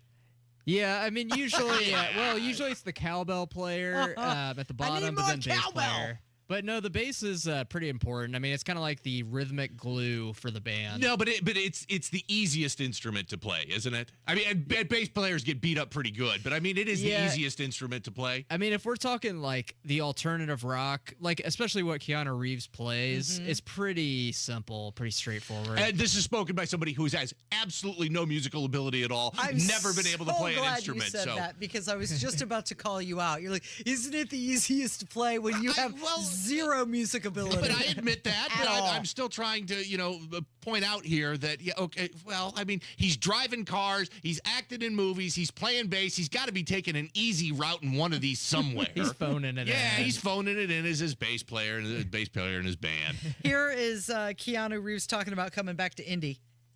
Hi, I'm Keanu Reeves, and I just want to say thank you and my appreciation for the opportunity to race in the Toyota GR Cup at the Indianapolis Motor Speedway. Thank you. Yeah. So getting celebrities to participate, it's a 34-car field of drivers, and it's a way to bring attention to And this it's this series. weekend at IMS. Correct. Yeah, no, that's going to be pretty cool. Yeah. So is this just another rich guy trying to find something to do with all his money? It is. Or is this guy who's following his passion? We've talked about this when I filled in before. Billionaires, and I don't know, Keanu's got that much money, but he's certainly infinitely wealthy and has a ton of money. They get bored with all of that money, and it blows my mind. Maybe I hope to find out someday. I would love to be a multimillionaire and discover what they've discovered. I would love for you to be a multimillionaire and that they get bored with all of that money. But I think that honestly happens. This is why you have billionaires in a submersible going down to the bottom of the ocean to see the Titanic. This is why billionaires are shooting themselves into space on Elon Musk rockets. They just get bored when you've got everything.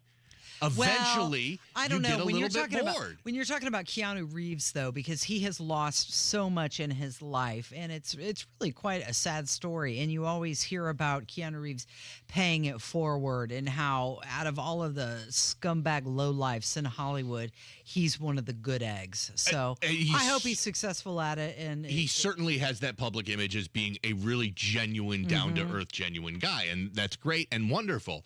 But he's still infinitely wealthy. He's richer than you and me. Yeah, and eventually all that money, you just kind of get, when you can have everything you want, it gets a little boring, I guess. Otherwise, why would he be playing in a rock band and racing cars? Hey, if I had that much money, I'd probably be playing in a rock band and racing cars too. You would not be in a rock band. No one would let you in their band. It's true. I have no musical. I can play the cowbell. Okay, you could play the cowbell. I would start a band with you. Would you be Kevin? That's it. Me and Kevin and the dude. And in his van, and we're going to start by touring Brownsburg. Oh, Let's go. Right there in front of Rob Kendall's house. Right, exactly. We'll play block parties in Rob Kendall's neighborhood. He can bartend for it. He can bartend. I just need to find some sort of musical ability so that Kevin and I can be in a band together. You could be the designated driver of the van. I've always wanted to go on tour. I've always wanted you to go on tour too.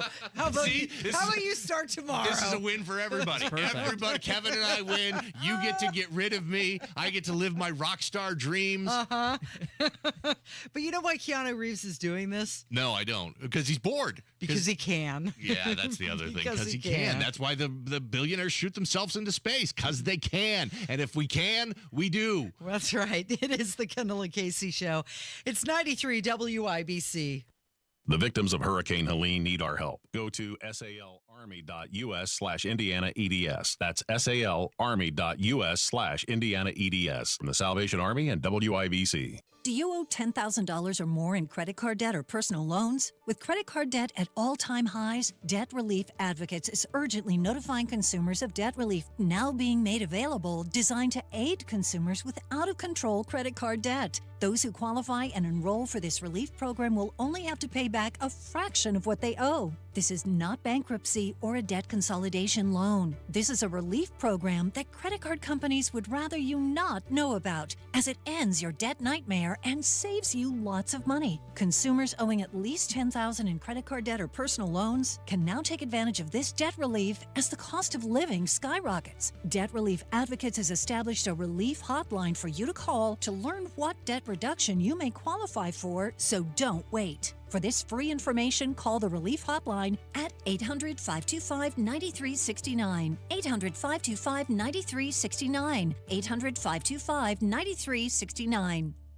Prescriptions require an online consultation with a healthcare provider who will determine if appropriate. Restrictions apply. See website for details and important safety information. Subscription required. Price varies based on product and subscription plan. Hey guys, did you know there's a generic form of Viagra that works just the same but is 95% cheaper? And you can get it online at hims.com/joy. Through Hims, you'll get a free medical consultation to determine the ED medication that's best for you. Discreet shipping if prescribed, a 100% online process, and a range of treatment options, including trusted generic alternatives to the name brands, at up to 95% off. ED is personal, and at Hims, so is treating it. Just go to hims.com/joy and get connected to a licensed medical provider online for free, with zero copay, no expensive appointments, and no awkward face-to-face conversations. To start your free online visit, you need to go to this exclusive address, hims.com/joy. That's hims.com/joy for your free online visit, hims.com/joy.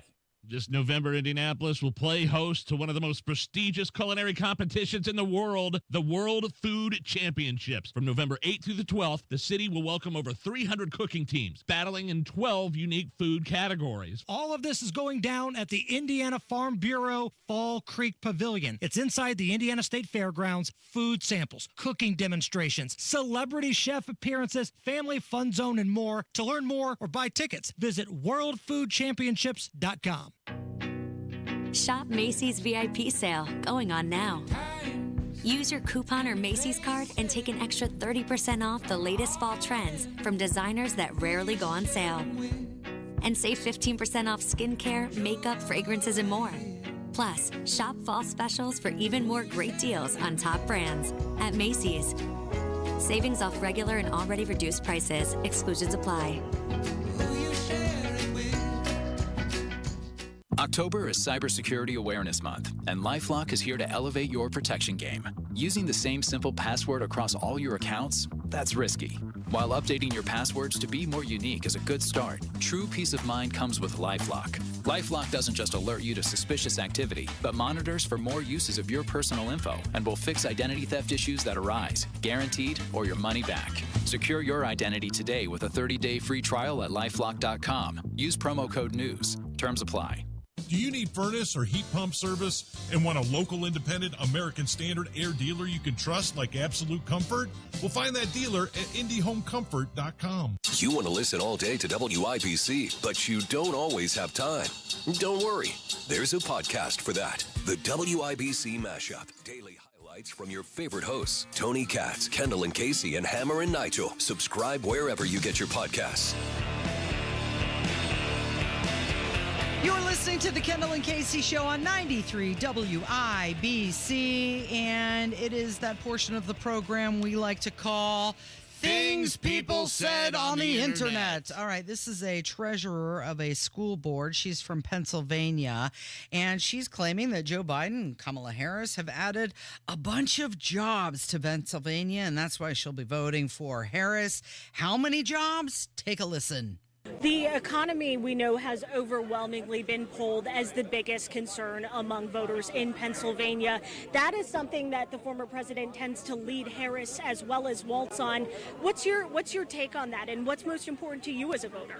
So in Pennsylvania, under Trump's presidency, I forget the specific number, but he had added maybe 60 million jobs to Pennsylvania. And if we remove COVID from that as the baseline and we use that 60 million, Biden's administration added like 196. It was more than double what he added. So to me, that's a very stark difference and a very clear line for where I live and local issue for me. You know, we need that job creation here. Mm-hmm. She's really smart. She said they added 196 million new jobs to Pennsylvania. There's just 13 million people that live in that state. She sounded very smart while saying something really dumb. She had a lot of conviction, She didn't did. she? She's like, okay, we're going to take COVID out of the situation. We had this much here. Right, We had this much right, here. right. But we added 196 million new jobs. Okay, we can continue on sure. with things people said on the internet. Yes, this is a Michigan voter and talking about illegals crossing the border. I'm just appalled. I can't believe this is the country I've lived in for 65 years. What's happening has to be intentional.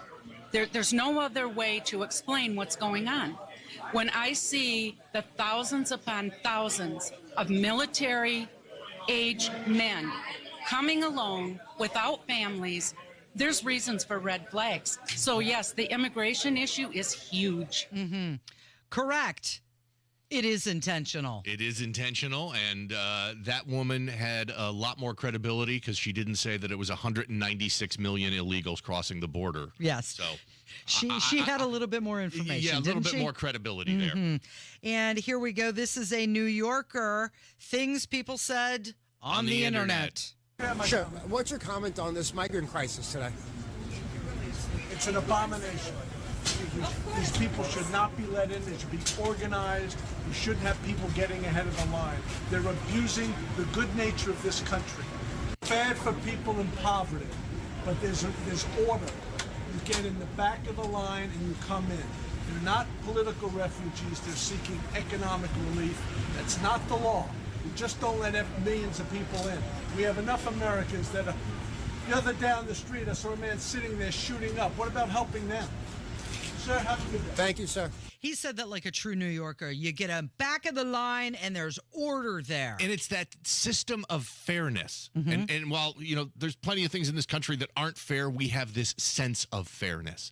And that's exactly what he's talking about. There's an immigration process, and the people that do it the legal way have to put in the time and the effort to get it done, to get what they want, to become an American citizen and to be here. And these people are just doing that, skipping the line and breaking the law. And I think that is really at the core of what makes everybody so angry about this. Yeah, it is frustrating. And like he said, taking advantage of the good nature of Americans. Because we are very giving. We don't want to see people suffer, but there's a right way to do it. And clearly, millions are choosing to do it illegally. All right, one final thing people said on the internet. This is a woman from Nevada. I love what Donald Trump did for us as an economy while he was in presidency, and I don't know what she has to offer because she's new. So that's kind of like taking a chance on her, Okay, she's not new.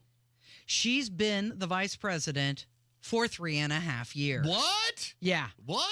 So if you want to know where she's going, look where she's been. But Kamala said it's time to turn the page. It's like she just showed up. The governor of Louisiana wants a live tiger back at LSU football games. Yes. Yes. You're excited about that? You think it's time? We need more live animals in college football. Do we? We do. So this is part of what makes college It's their mascot. Yeah, exactly. Part of what makes college football so great is the pageantry and the traditions that happen. So you've got Bevo, which is a live Texas Longhorn that's on the side of the game, on the sidelines for the Texas games. Yale has their bulldog mascot. Georgia has their bulldog mascot. Butler has a bulldog. But Georgia has a live bulldog on the sidelines in the game. So I am all for. And of course, my favorite, not an animal, Oklahoma. But I do love that, the chuck wagon at Oklahoma. They got horses. The Boomer Sooner. Yeah. And then you've got Chief Osceola riding Renegade at Florida State. That is one of my favorite college football traditions. Dressed in the traditional tribal gear, and he comes out with a flaming spear, and at the 50-yard line, his horse rears its front legs, and he plants that spear right in the middle of the field and rides off. That is just part of the pageantry and what's so great about college football. So a live tiger on the sidelines at the LSU game, I support 100%. Sure, it may be a little bit dangerous, but life's dangerous, and it's worth it. Put a collar on him and a big, strong leash. Jim, thank you for coming in today. Thanks for having me. I appreciate Glad that Rob's back tomorrow. Yeah, and thank you, Kevin. Fantastic job today. And thank you for listening. It is the Kendall and Casey Show. It's 93 WIBC. Have a great one.